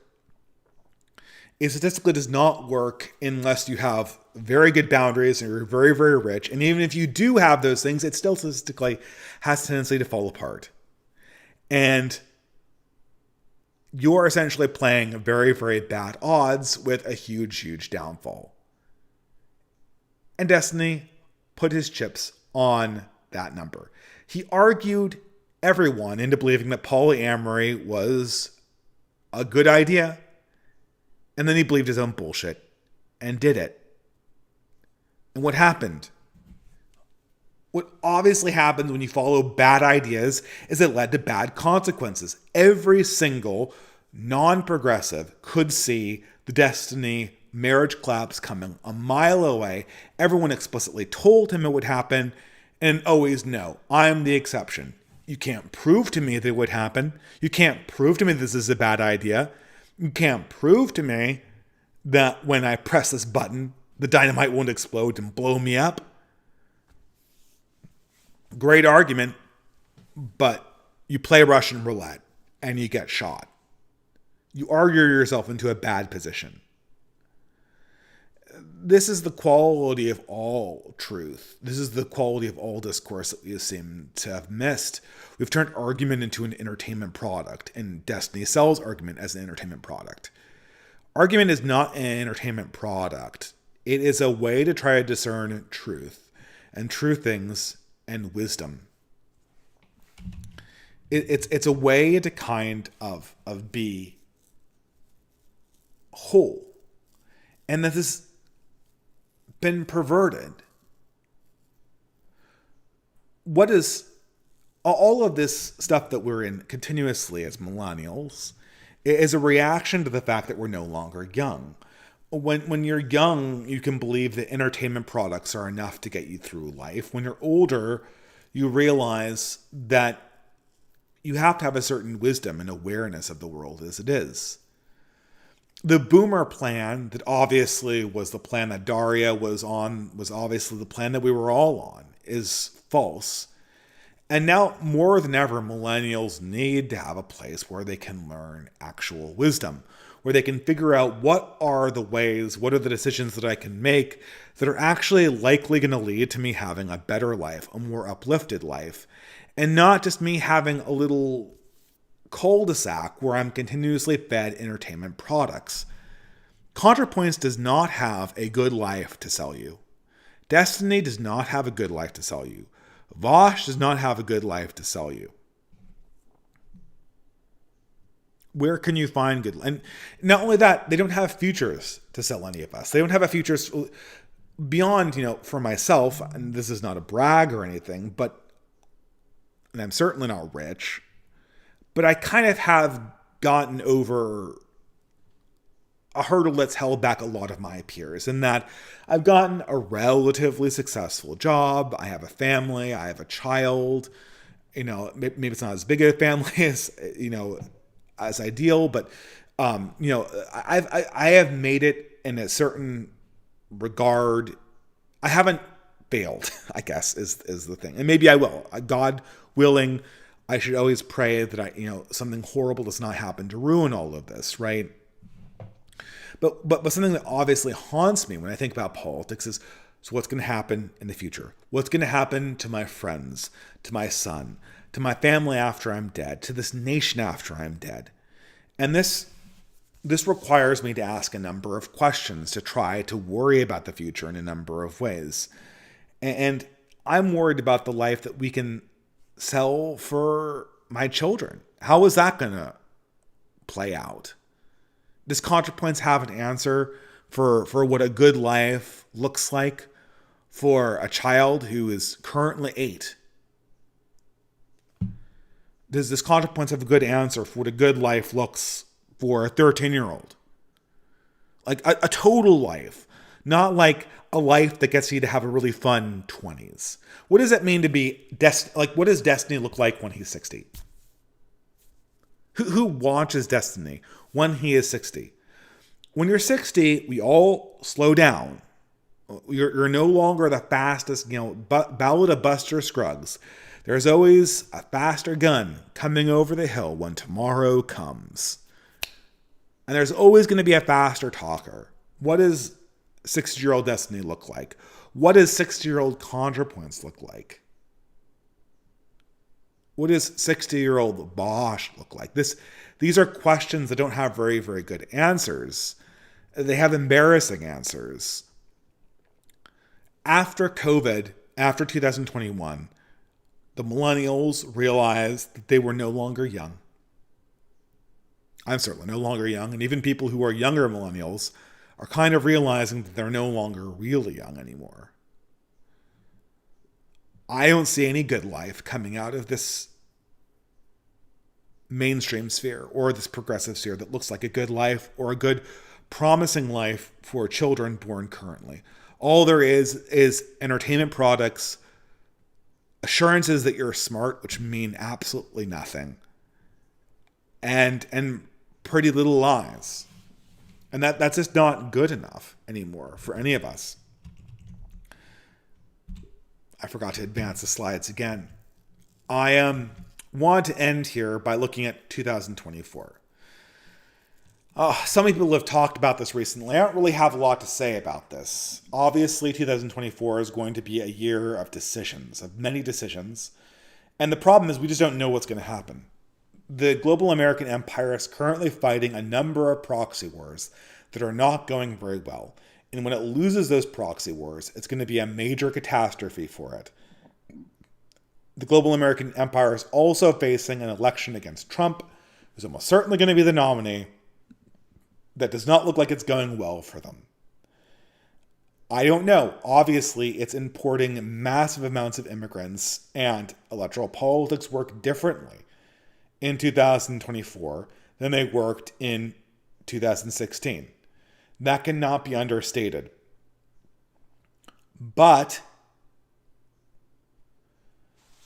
the problem is that essentially, if the popular will, if essentially 50% of the legitimate voters in this country is that Trump should be president, burying that is not something that can be done cost-free. They can fortify the election. They can put Trump in jail. And, the same dilemmas confront the European countries as well. But at some point, the fact that a huge swath of your heritage population essentially believes that you're illegitimate is going to come with consequences in the form of a massive political coalition that you have to continuously suppress, partially through force, but mostly through continuing lies. And as those lies get worse and more brazen, the discourse and the stories that people tell about themselves have to become different, more radical, and they have to move continuously away from the pretty lies that progressives tell about themselves. In this process, I think we have to be kind of aware of a few things. The first thing that I think is going to be pulled on us is a class. I mean, what the question of 2022 was how, or 2023 was how well is the administration going to weather certain crises? The question of 2024 is how is the global American empire going to stabilize?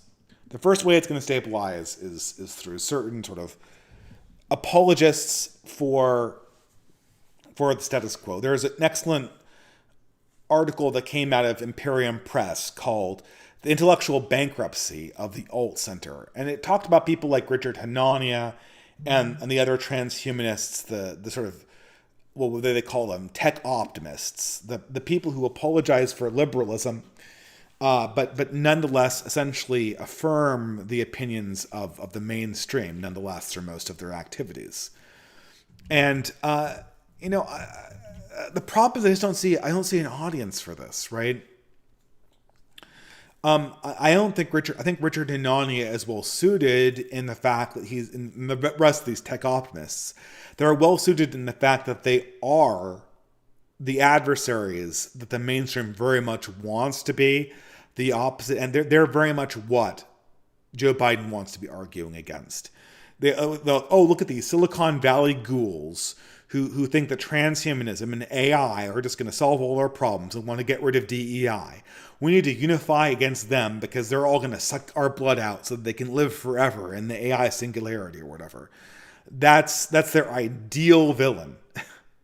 The problem is I just don't think that Richard Hanania represents anybody of significance. He represents him and in a small cadre of 100 people who have his general worldview, and they all think that they're going to cash in on this. There's no larger Richard Hanania worldview that represents any kind of sensibility beyond that, and certainly not that is represented in the populist movement that is the mainstay of people actually living on the ground. And there are so many questions that he doesn't have good answers for that are detailed in that Imperium Press article by the name I just mentioned. The other sort of stabilizing element are the discourse bros. These are the guys that, this is Matt Iglesias and Freddie DeBoer. These are the people who are kind of trying to put the woke away in various different forms. The problem is these guys just don't have anything to say. It's at all useful. It's transparently self-serving gobbledygook. Freddie DeBoer did an article about transness where he did this whole shtick where all he does is minimize the problem continuously. And then, and then appeal to being nice. Be nice. Say the pronouns. Be nice. Let the kids transition. Be nice. Let men into women's prisons. Let men into women's sports leagues. Just be nice. Just be nice. And then his idea of putting the woke away is bellyaching when Pitchfork magazine falls to politicized affirmation of women's views on music. That's not serious. This is a transparently cowardly individual. This is a person who went through college basically modifying his opinions to affirm those of his teachers with a little bit of edge that he was allowed to use. He was allowed to purchase because he was a particularly good writer. There's no future for this. There's also no future for, there's the thing with this whole thing with Dev and Adam and such people who we engage with Twitter on all the time. These people have no answers for any of the problems we're dealing with right now. And you can see this, it comes up in conversation. Dev engages on a point. We ask a follow-up question. He has an answer. We have a follow-up question to that, and then he disappears.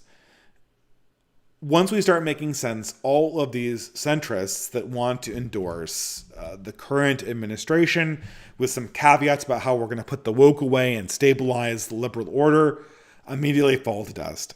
And we're left again in the dilemma. The problem is that all of these people, from Richard Hanania to Matt Iglesias to Freddie DeBoer to Dev, it's all the problem of the kids who read. It's 100% rhetoric and no wisdom.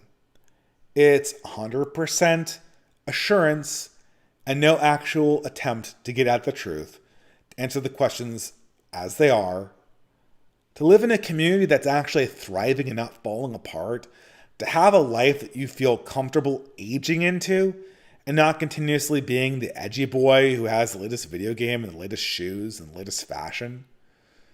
To be not the cool, it takes a certain amount of ownership to be part of a community where you're no longer the cool one. Where did this wisdom go?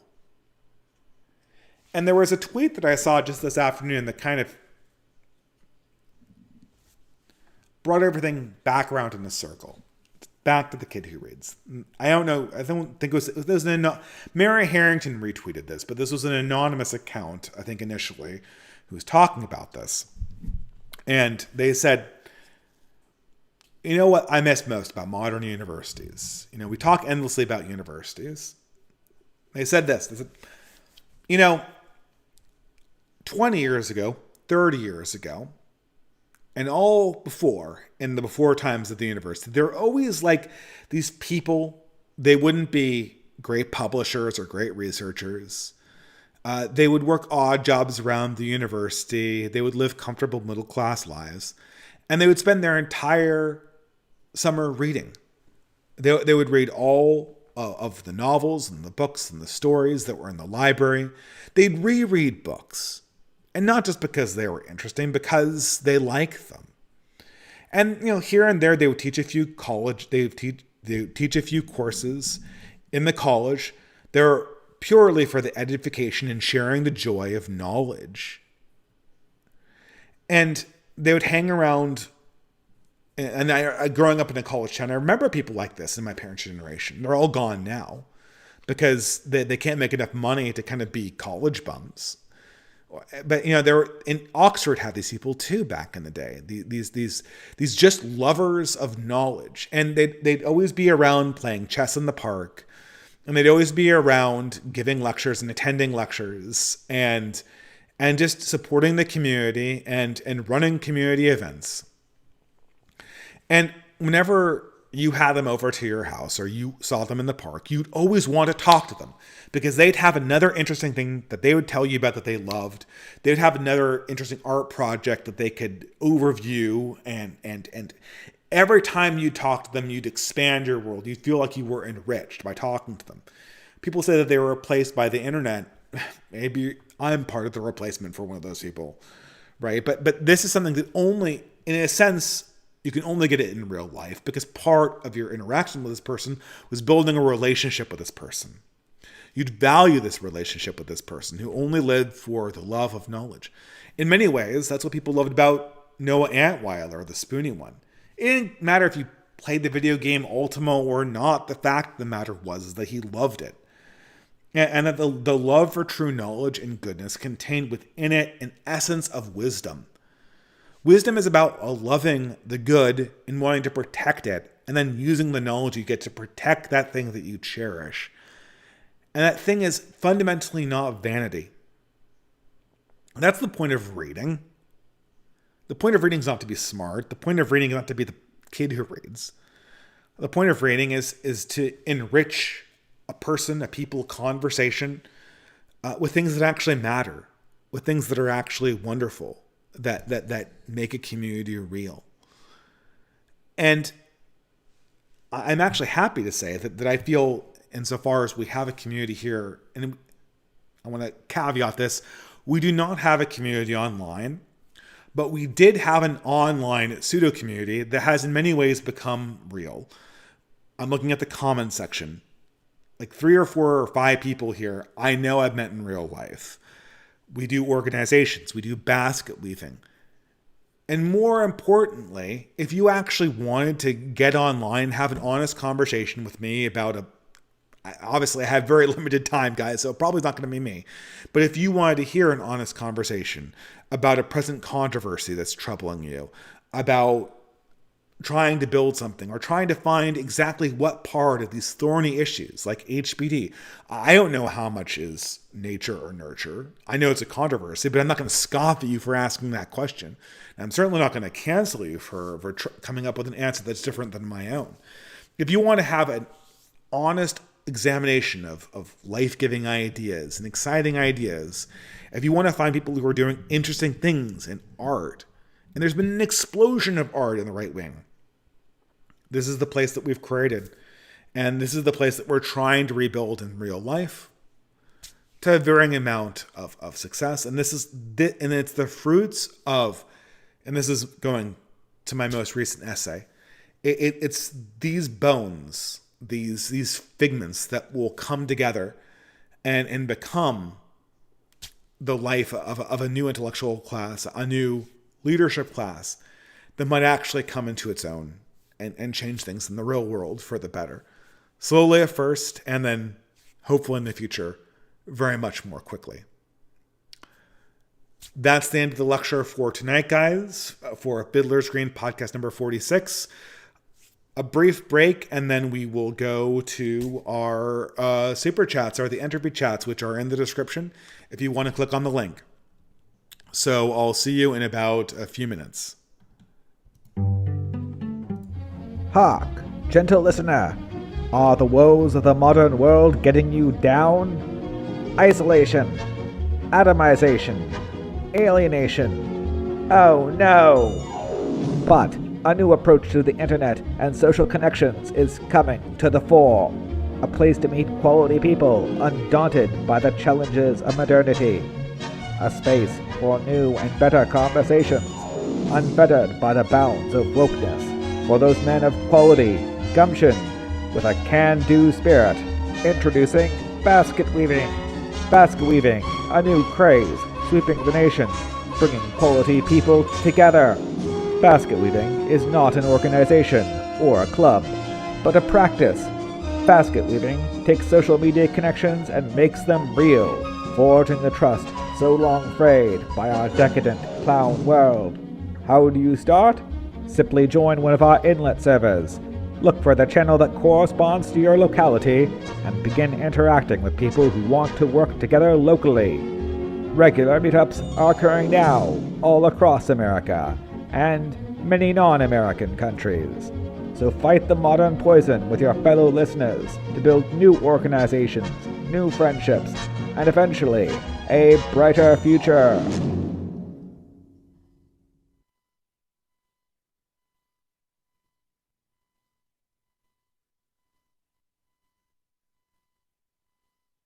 Okay. All right, guys, I unmuted myself. Obviously, it's a little later than I thought it was, so I'm going to try to get through the super chats more quickly. Thank you for being so patient with me. It used to be that I was doing it half and half, but as I've done this, the lecture portion has gotten longer and the super chats have gotten a little bit shorter. And I think that's how people like it.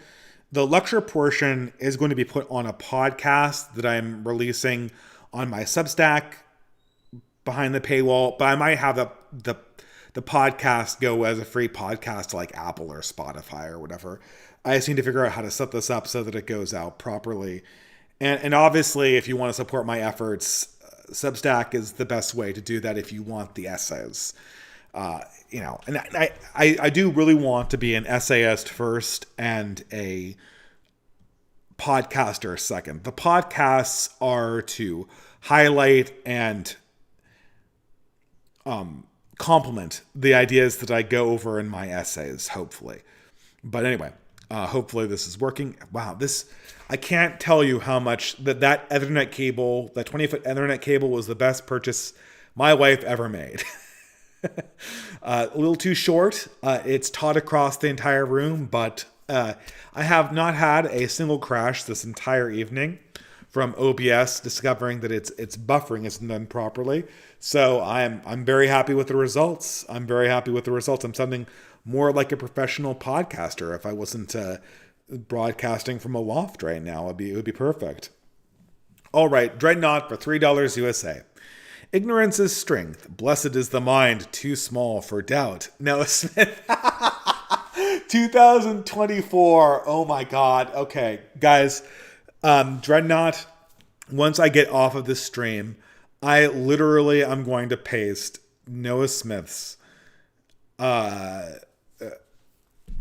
picture onto a Space Marine librarian.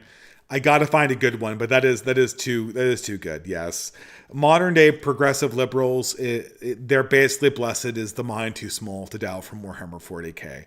That is for sure. I mean, and I like this. This is a discussion that every time I have one of these streams, there's 1,000 different avenues that I could run down, and as you get older, you start realizing a lot about how ordinary people are very, very intelligent. But the fact of the matter is they just don't care about ideas in the way that we talk about them here, or in the way that I think about them. And God bless them for not thinking about that. We've had this huge whole thing with Taylor Swift. And, is Taylor Swift a psyop or whatever? This is the ultimate question. I don't know. I understand that there's a number of people who are highly invested, and I don't think that's necessarily a bad thing. I think Taylor Swift could be a much better role model, and there's certainly a case to be made for all of these. People told me recently that the reason why Taylor Swift is popular is that, people are, is she going to marry? What is the name of her current football player boyfriend? Is she going to marry this guy, this masculine football, or is their entire relationship just a lie to sell more tickets? And someone said, well, Taylor Swift's entire appeal is that she is the 34-year-old woman who acts like a neurotic, emotionally unstable 16-year-old and lives life like a perpetually neurotic, emotionally unstable 16-year-old. Even though, in real life she's a very intelligent woman, she lives that lifestyle, and she's there to convince all these neurotic 34-year-old women or 30-something-year-old women that they're doing fine. And so if she got married and had kids, it would ruin her appeal to this demo. And, I think there's some truth to that, but the greater truth to this is that just people, women in particular, they need good role models. They need good role models. And as brainless as I think sort of the obsession with the royals is, which, my wife kind of has with Princess Kate and hating Meghan Markle and all this stuff, this is just an essential thing that humans need. They need this like lifeblood. They need to see heroes that represent what they're doing but better put in front of them. And the fact that that's not given to them, it harms people. It literally harms people.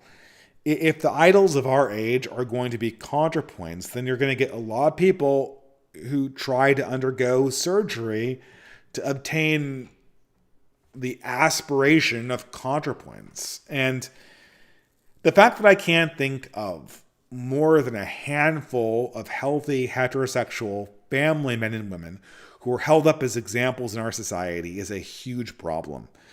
And I'm certainly not a person that's in this position. I have a small family.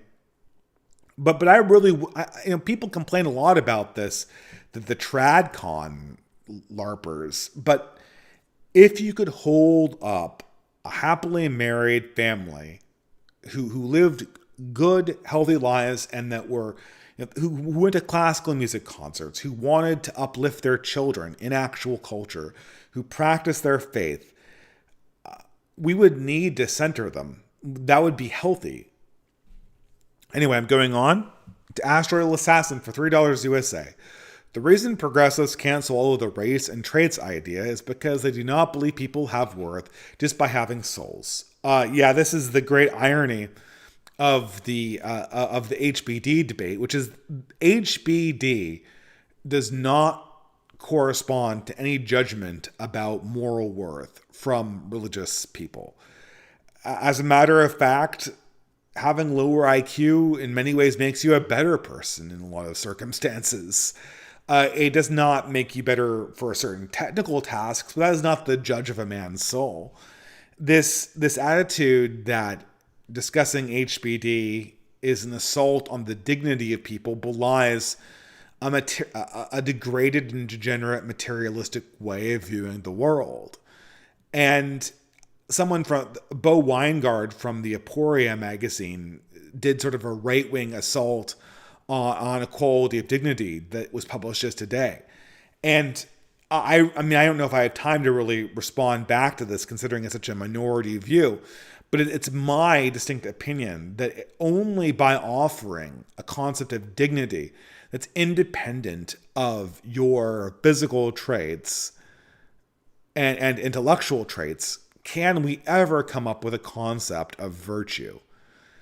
And as such, equality of abstract spiritual dignity, fundamentally separated from intellectual and physical traits, is absolutely paramount from coming up with an idea of virtue. This is why, in an age that emphasized virtue so much, like the Victorian era, John Merrick, aka the Elephant Man, was the great hero, even though he had no intellectual accomplishments and he was horrifically genetically deformed. He was nonetheless a hero of this age because of his dedication to trying to improve himself from a position that we would consider to be irredeemably degraded.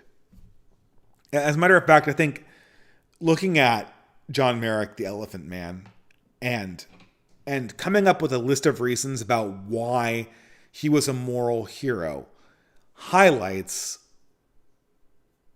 the importance of equality of dignity.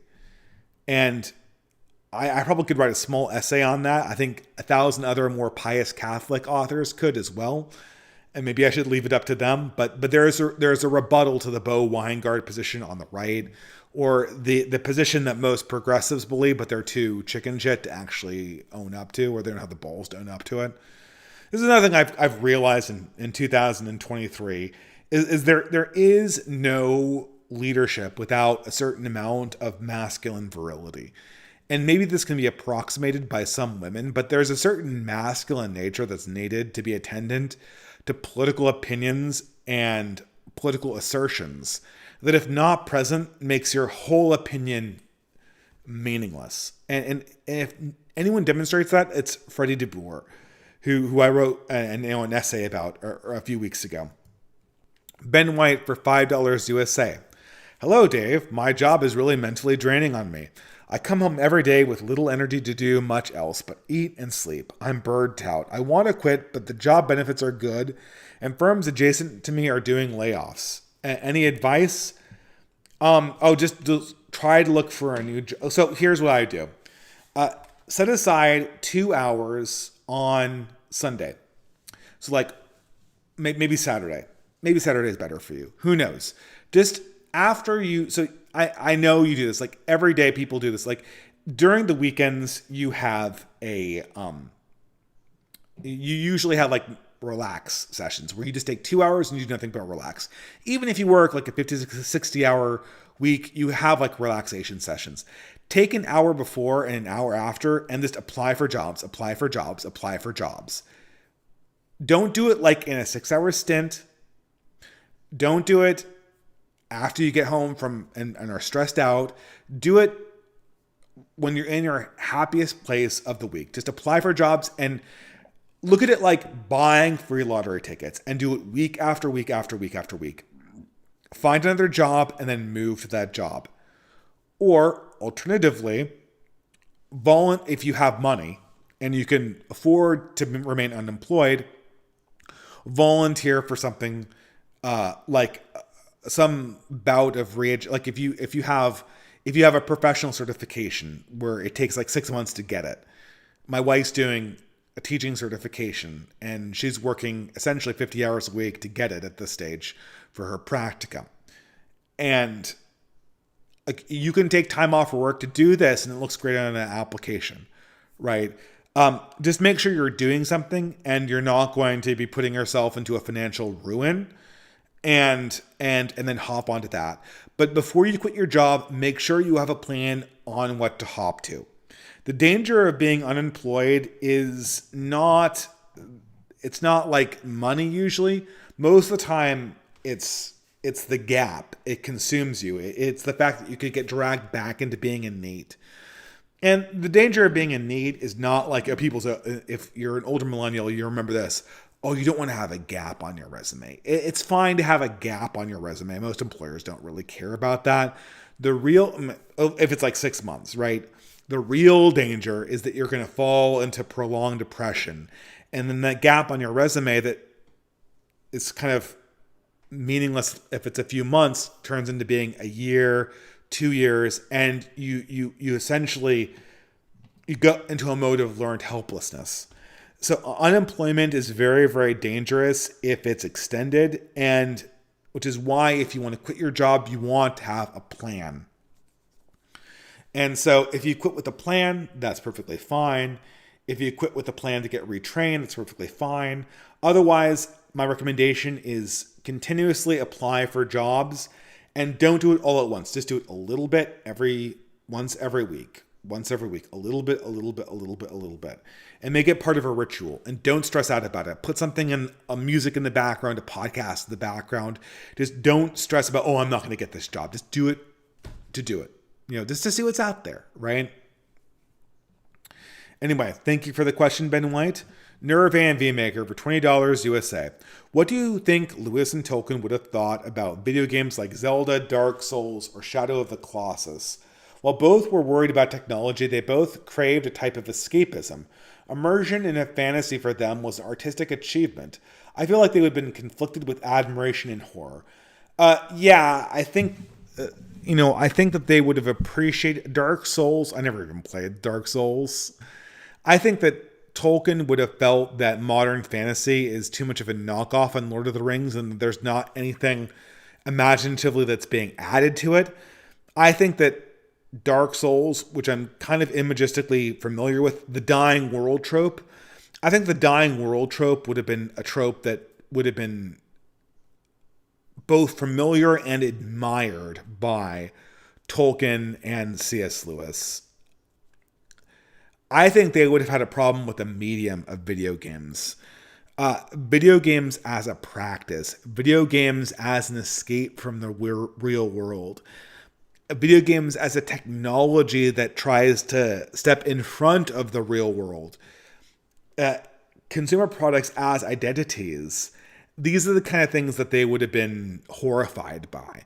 And so if you can separate out the aesthetics from the identity and the practice and the technology, I think you probably could see what they would have liked and not liked about it. And I'm a person who, I don't spend a lot of time playing board games, really. If anything, I spend a little bit of time painting miniatures every now and again. Most of my time is working, taking care of family, and doing blogging. That's like 90% of my time it falls into those categories, but in the abstract, I appreciate the small amount of time every month that I spend playing a nerdy video game here or there on my wife's channel. Every now and again in date night, we go out and have a game night together. A pre-release is coming up. We might go to that, right? I appreciate these things for what they are. The way I try to look at them is this is a community activity that I'm doing with friends. And it happens to have a fantasy world, but I'm not escaping to this fantasy. This is, and if we didn't do this, we'd play poker or something. Or I don't know, euchre, or whatever they played in the Victorian era, right? Or not Victorian era.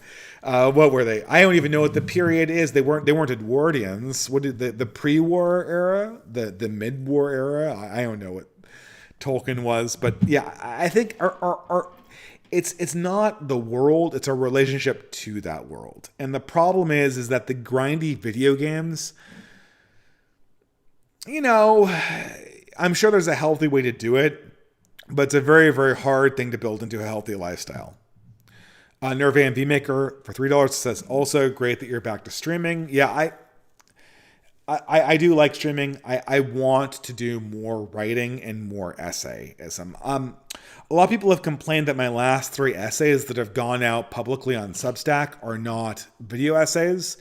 And that's because if I don't do the video portion, I have twice as much time to write. So if I had done videos, I would have only had 1 or 2 essays as opposed to 3 essays out this month. And by volume of words, it's basically 4 essays. It's basically 20,000 words this month, which is, considering I do this in my spare time, that's not a small amount of words to write with a 50-hour a week job, So I do want to do podcasts, but I also I'm cognizant of the fact that I want to make my primary contribution to be essays because I think that they're more useful to the community. Ben White for $3, USA. Also, a girl from a neighboring parish invited me to come meet her parents and her siblings. If she asked me 2 years ago, I would have been ecstatic. Now I'm just burnt out. Please pray for me. Well, if she's asking you to meet her parents, she's interested. Girls do not ask you to meet their parents if they're not interested in you. The fact that you're burned out by that, yeah, I think you need a break. And, what do you love doing? The first thing you need to do is, there's breaks and then there are breaks.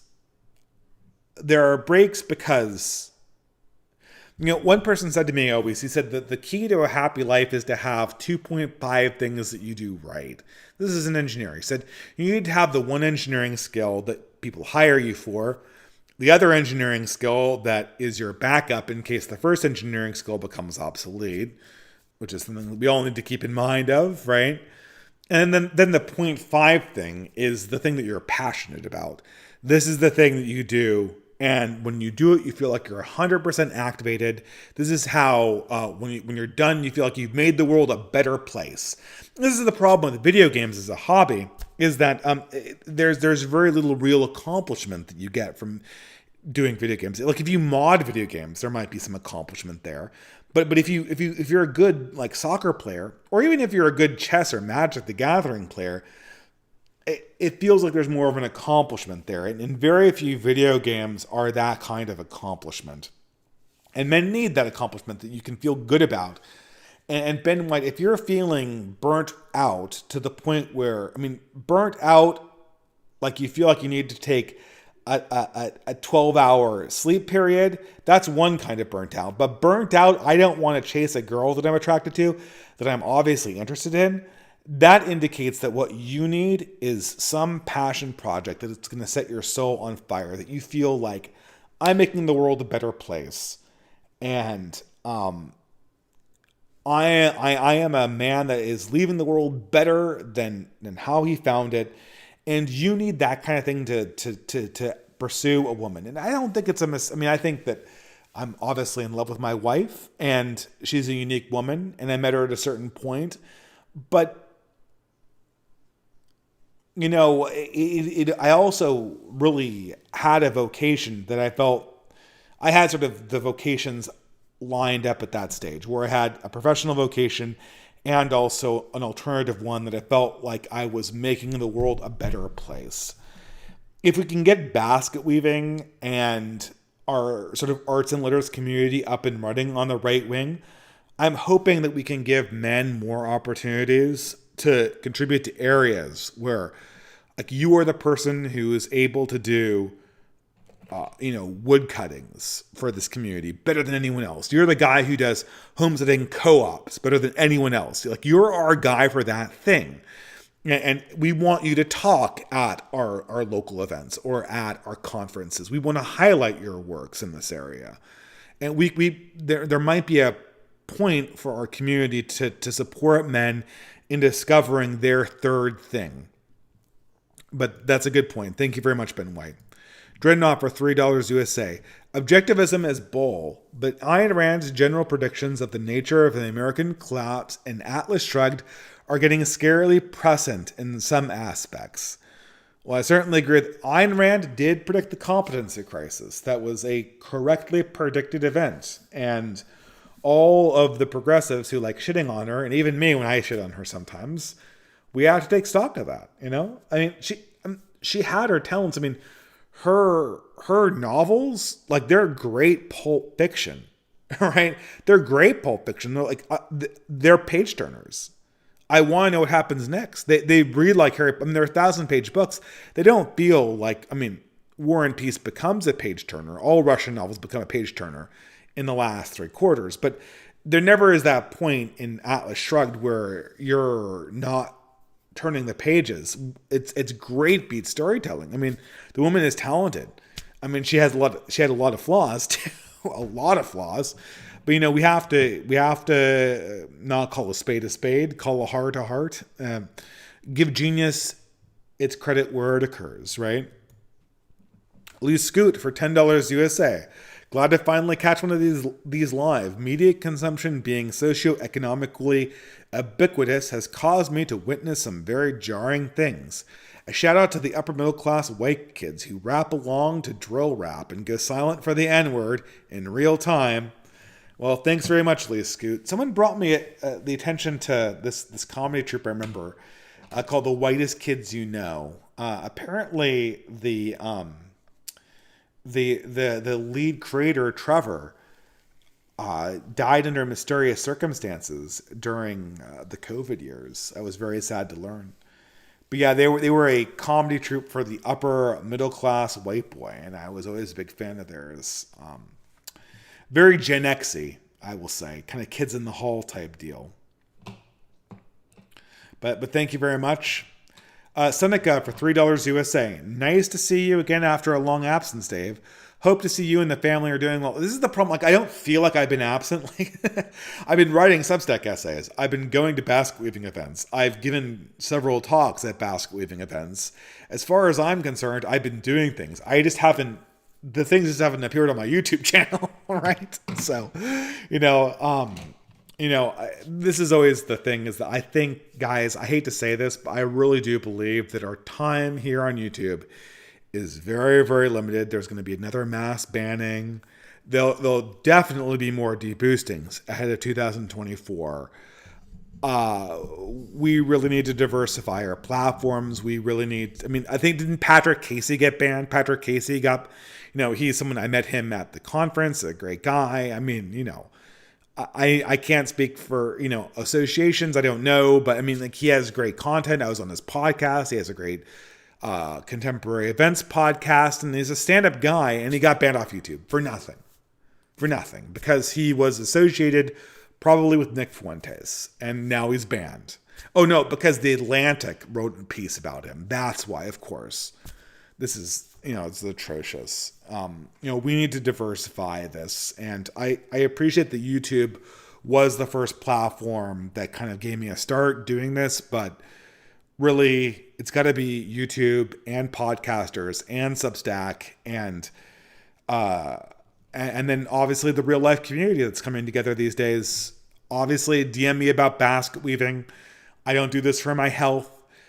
If you've got a great community of people who believe like you do where you are, then that's great. Just go with that. Although even then, why not drop into our local banquets every now and again? The banquets are cheap, right? The banquets cover fees like $20, $30. It's like the price of dinner. And you get talks usually. Or go to the conferences, right? Those are a way to kind of get more hooked in with our organization efforts, obviously. But if you don't have even local friends that do things together, or, I don't know, why not just pop into basket weaving?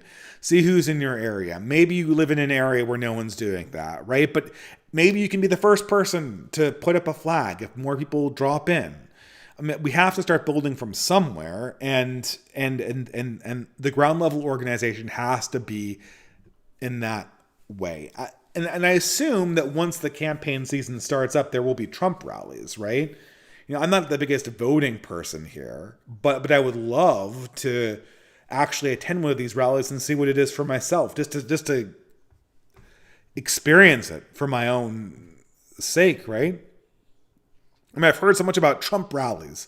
I wonder how much they cost, right? I obviously, I'm not a big democracy person, but I want to hear, and this is the thing too about the kid who reads, what was the scholar that read all the books that you looked forward to talking to? I just want to shake the hands of the people who are the true believers in Trump and hear their takes on the world for once. I miss that. I miss the pure human interactions.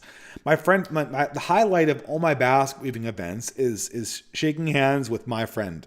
Well, one of them, but my friend Hunger, he always has all of these great stories to tell me about the current state of the Middle East. And it's kind of funny because he does podcasting now too.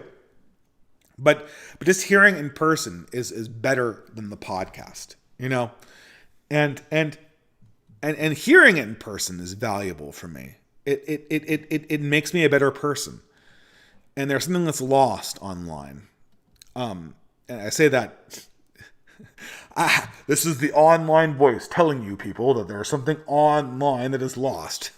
Don't listen to, whatever. This is the online person telling you to get into real life. But still seek out these ideas, right? These ideas grow stronger when you touch grass. When you touch grass, the wisdom of Carlyle gets stronger, not weaker. The wisdom you see in the book of Ezekiel, which I talked about in my last essay, I find it becomes stronger, not weaker. I find things like, the politics of the McElroy brothers become a lot weaker when I start interacting in real life.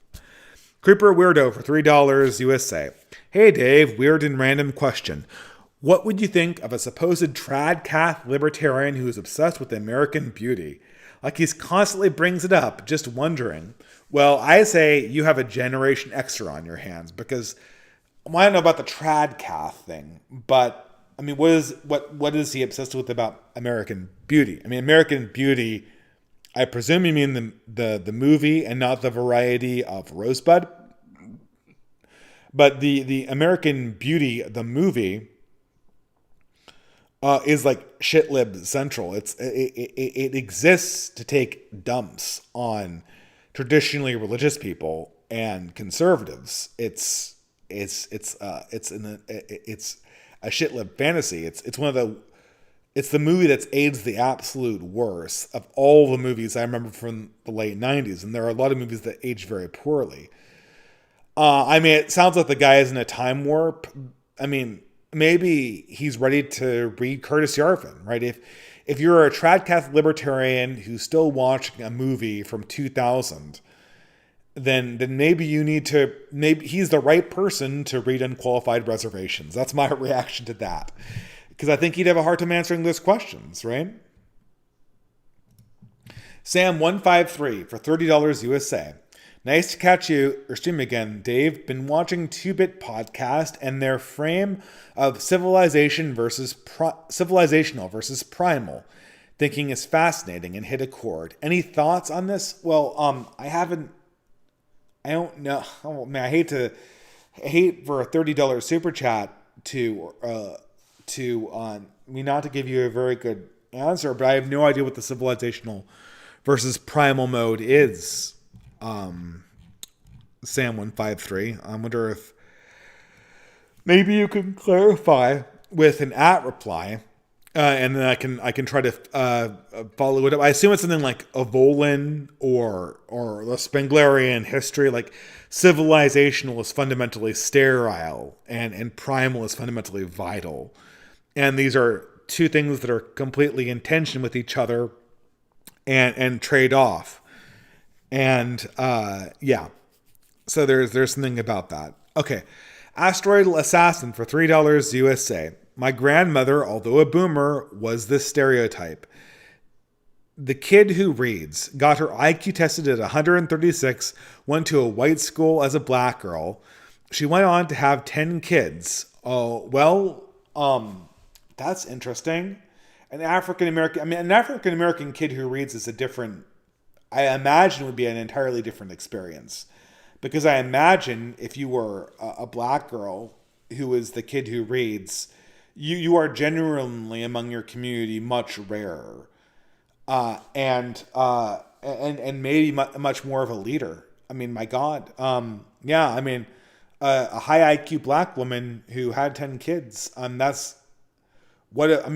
Those people would have built, before the 1970s, those people would have been the backbone of their community. They would have been heroes in the African American community.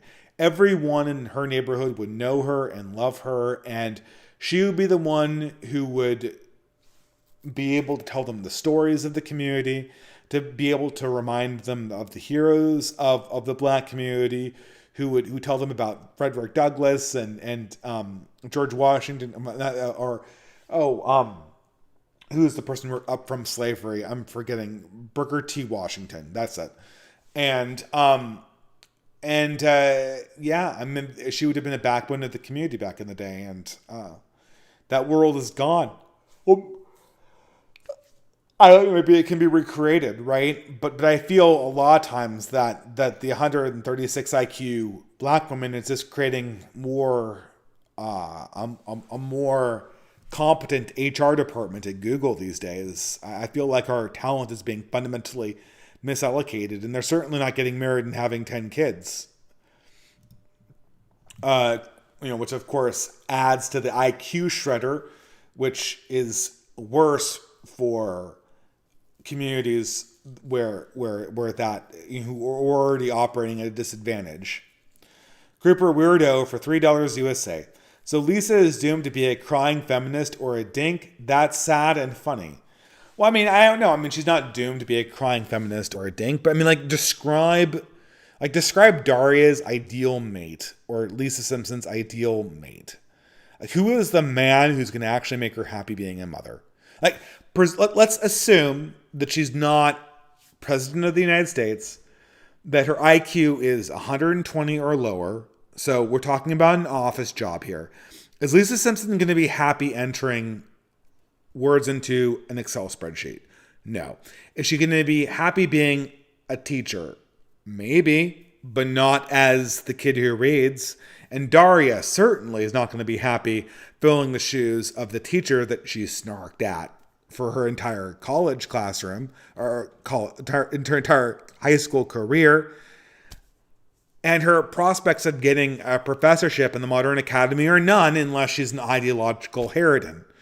So best case scenario, someone has to teach her that quality of life exists in the small things, exists in the family, exists maybe in being the teacher, maybe in being the kid who reads and shares books with people, but not because you're Einstein or because you're Hillary Clinton, but because you've created value for people in your local world.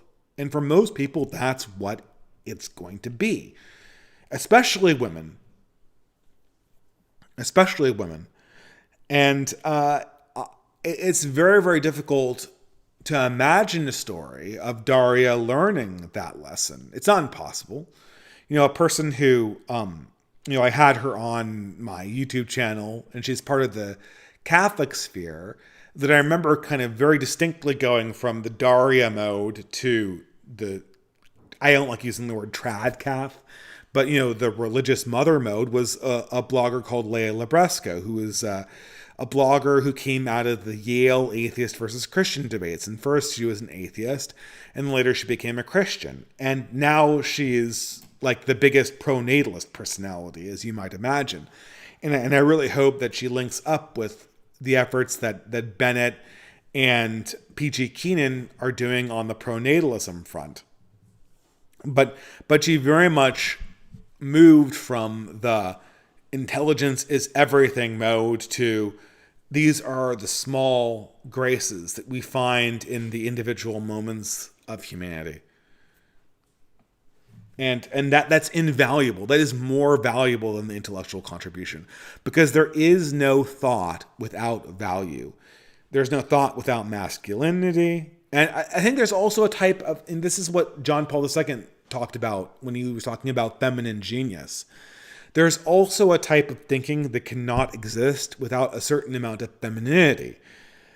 And so that's what we've lost. We've lost an entire realm of feminine thought that just does not exist in the present world. Creeper Weirdo for $3. Don't forget the thing I like so naturally it agrees with my politics. Oh, I like the thing so naturally it agrees with my politics. Yes, I that was a core element of the original Kid Who Reads dynamic that persisted throughout this Nostalgia Critic era and throughout the Adam Ruins Everything era.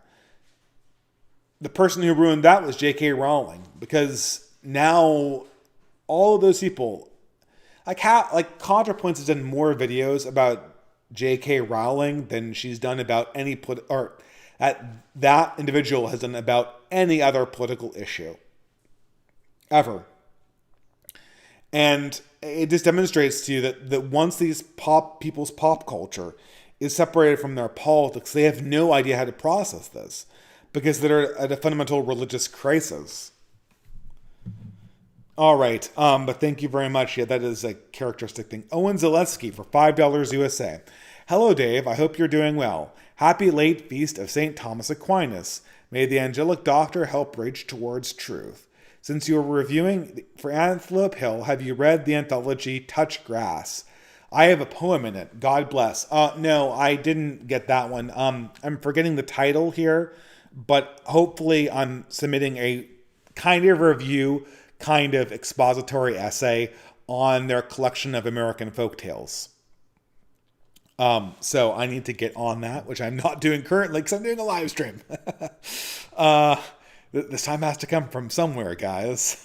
When I write more Substack essays, I have to naturally do less live streams. Yeah, well, whatever. That's the internet for you.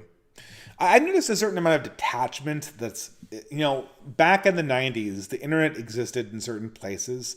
And then, You went to it and you did something and you went away from it. And then between 2009 and 2022, or 2020, the internet was just like this effervescent buzz. Like, reality existed around the internet, and the internet was the real world. And I'm noticing that the internet's becoming, at least for me, a little less the real world these days. At least since we started de-locking down from the COVID years. But, that is what it is.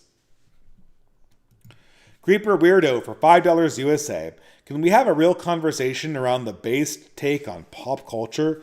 If your argument is about the right having no institutional power, so we must, that's a weak argument. But it also feels way too black-pilled. Can we have a real conversation around the based take on pop culture? If your argument is about the right wing having no institutional power, so we must, that's a weak argument.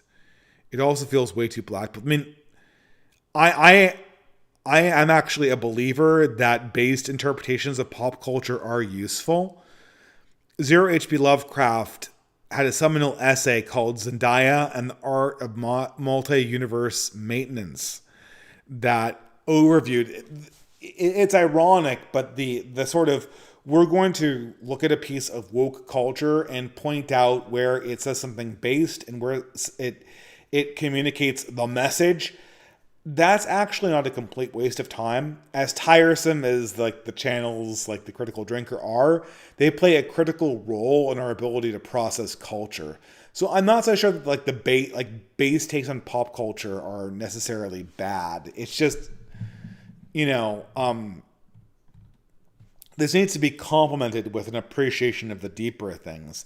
And as I've gotten older, it felt like my content needed to pointing towards higher things and deeper issues and more pertinent issues like community development and civilizational cycles, rather than, let's dissect Dark Souls, which I haven't played, to find out its based messaging, Anyway, Nirvan VMaker for $10 USA. Your comment on people reading to hear their views read back to them rings true.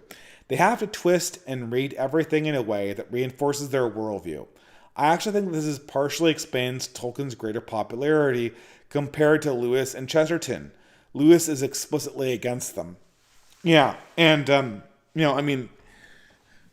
this is also why Rowling creates a problem for them, because now Rowling is on the record. It's Rowling, right? Not Rowling. I think it's Rowling. J.K. Rowling now is explicitly against them on one issue, and that's all it takes. Because now they can't media literacy their way into believing that Harry Potter is a progressive allegory. And Harry Potter is a progressive allegory. It's just not a progressive allegory enough, because now that there's a supertext in it that explains that they're wrong in some way. And, for reactionaries and for Christians, this has been the background radiation of our entire existences. We're forced constantly to consume pop culture. I love Nietzsche. I love Bronze Age Pervert. And I love Bronze Age Pervert. I like Bronze Age Pervert. He's good. I like Julius Evola. He's good. These people all were anti-Christians. They were all heretics. But as an intellectual, I'm forced to kind of process this. But if you're somebody who's, not really, who has a limited experience of discourse and does not want to spend a lot of mental effort processing this stuff, then, and it's also in the middle of a religious crisis, which all progressives are, then constantly having to process your religious texts, which are your pop culture, in a mode where you have to pick out wrong-think from it, that's incredibly intellectually distressing. And I don't blame them for not being happy about that, I should really stop saying, Sergius for $10 USA. A friend shared a channel called Pilgrim's Pass, which does video essays about nerd culture from a traditionalist monarchist perspective. It felt like a throwback, but also seemed to fit with things like Andrew Doyle and Gastonism, using pop culture to explain deeper reactionary points. Yes, I talked to Pilgrims. Is it Pilgrim's Pass or Pilgrim's Passage? I talked to Pilgrim's Pass. He's a great guy. It's a great channel. I highly recommended it. We were going to do a live stream, but I'm so utterly backlogged on my live streams that I haven't been able to get to it. I've promised live streams to at least 10 people. I need to do one with the Franklin. I need to do one with Otto Pohl. I need to do one with Conscious Caracal. I need to do one with Jay Burden. I need to do another one with the Prudentialist. The list is and I only have one slot for live streaming a week, basically. And that cuts into my time writing. So it's the management. I recommend Pilgrim's Pass. It's a great YouTube channel. And hopefully I'll have them on in the future. It's also very, very difficult. People always ask me, oh, why do you always prefer to talk to progressives rather than talk to your own community? Well, it's because it's a sport for me. It makes talking to progressives allows me to kind of feel how a person who does not think like me thinks. And when I talk to someone like, Conscious Caracal or the Prudentialist or Pilgrim's Pass, I know that I'm talking to somebody who thinks very much like I do. And because of that, the sport dimension is a little bit lessened, right? It's a different experience, right? It's much more like I'm interviewing them. Dreadnought for $5 USA. Hate to say it, Dave, but I think Ukraine is going exactly as DC wants. I don't think they care about who wins. They just want a long war to degrade Russia's men and material as cheaply as possible. And I think they managed to do that amazingly well. Yeah, but it's embarrassing. I think they think you're absolutely right that's what they want for Russia. But the problem is that I don't think that there is a consciousness of just about how much the U.S. lost. It lost standing. It was revealed it's going to be an embarrassing loss when Ukraine has to sign a peace treaty that's as good or worse than the peace treaty Putin was offering at the beginning of this war. And the American military is looking at like absolute dog shit at this stage with the recruitment and competency crisis. That's the issue we have to deal with right now. So I don't know. Right. Sergius for $3 USA. John Doyle, not Andrew. What is the significance of this type of content? John Doyle. Andrew Doyle. Who's Andrew Doyle? Okay, I'm sorry, guys. Andrew Doyle. Is John Doyle the guy that does Heck Off Commie? Or is that Andrew Doyle?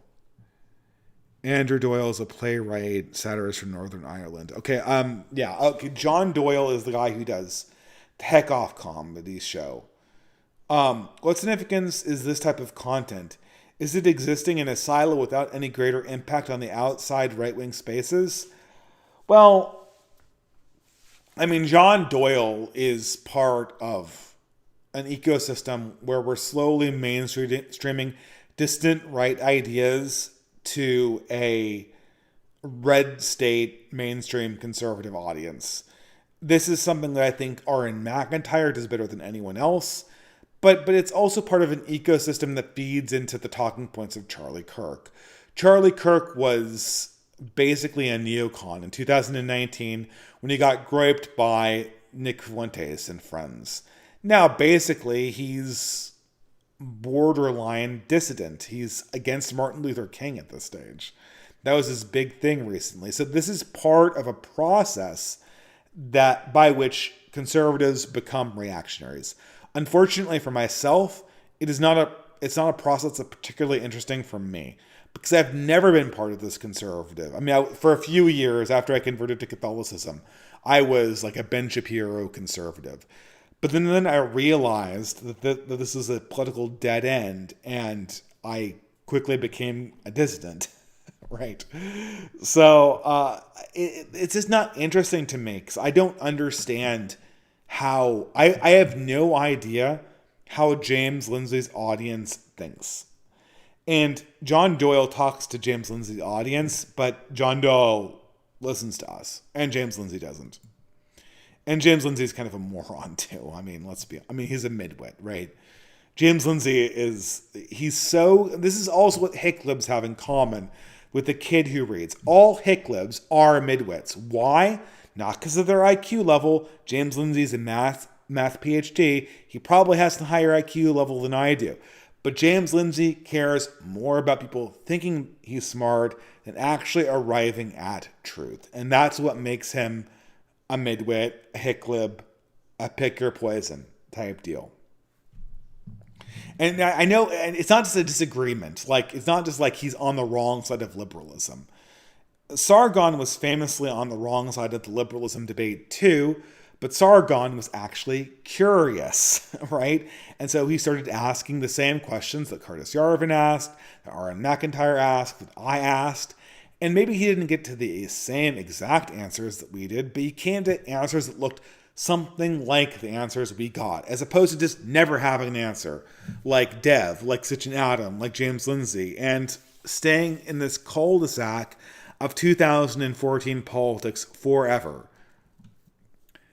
Asteroidal Assassin for $3. I know your opinion on a civil war. My counter-argument is this. Try to take testosterone supplement. Well, I mean, that a civil war is bad? I mean, a civil war is a disaster.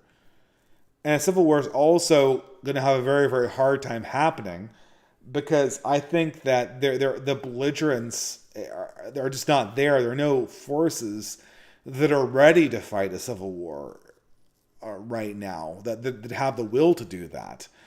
I think what's going to happen is what's happening right now in Texas is that states are going to slowly start quiet quitting federal regulation, and that both sides are going to do end runs around the federal government's ability to enforce this in their area. Dev for $5 USA.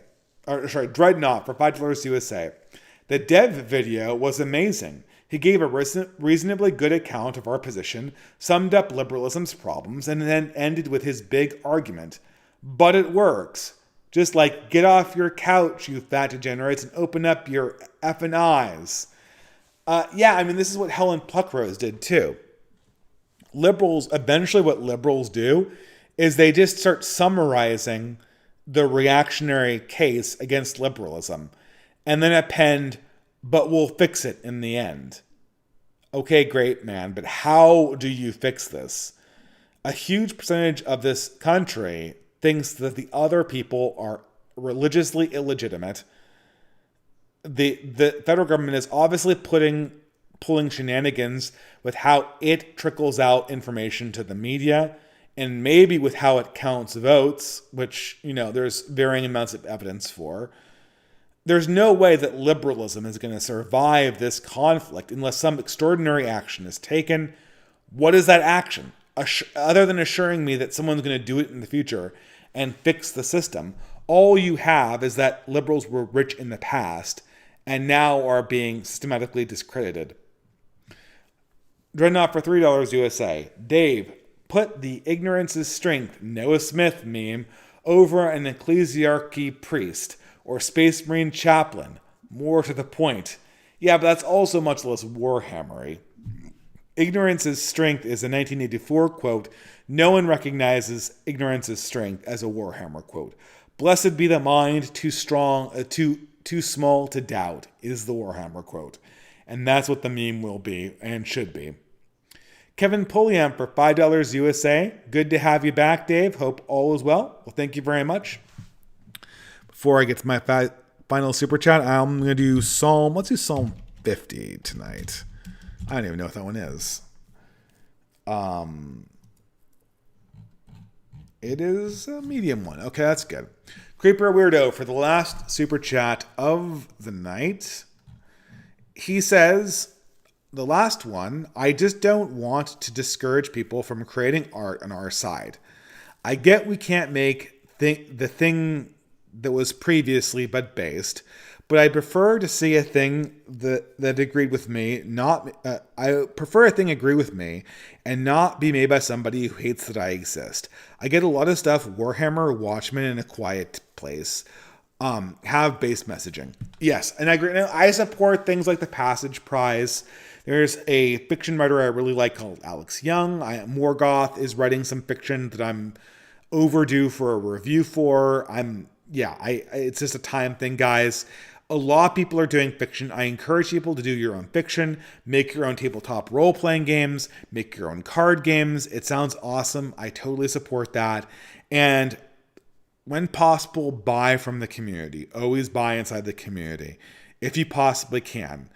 This is something that I absolutely think is an essential part, and I encourage it. I think that while that's good for now, the eventual point should be to kind of reach outside of ourselves and reach for larger things. Always be reaching for larger things. We don't want to create based versions of things so that we can go back to like the comfortable 2000s.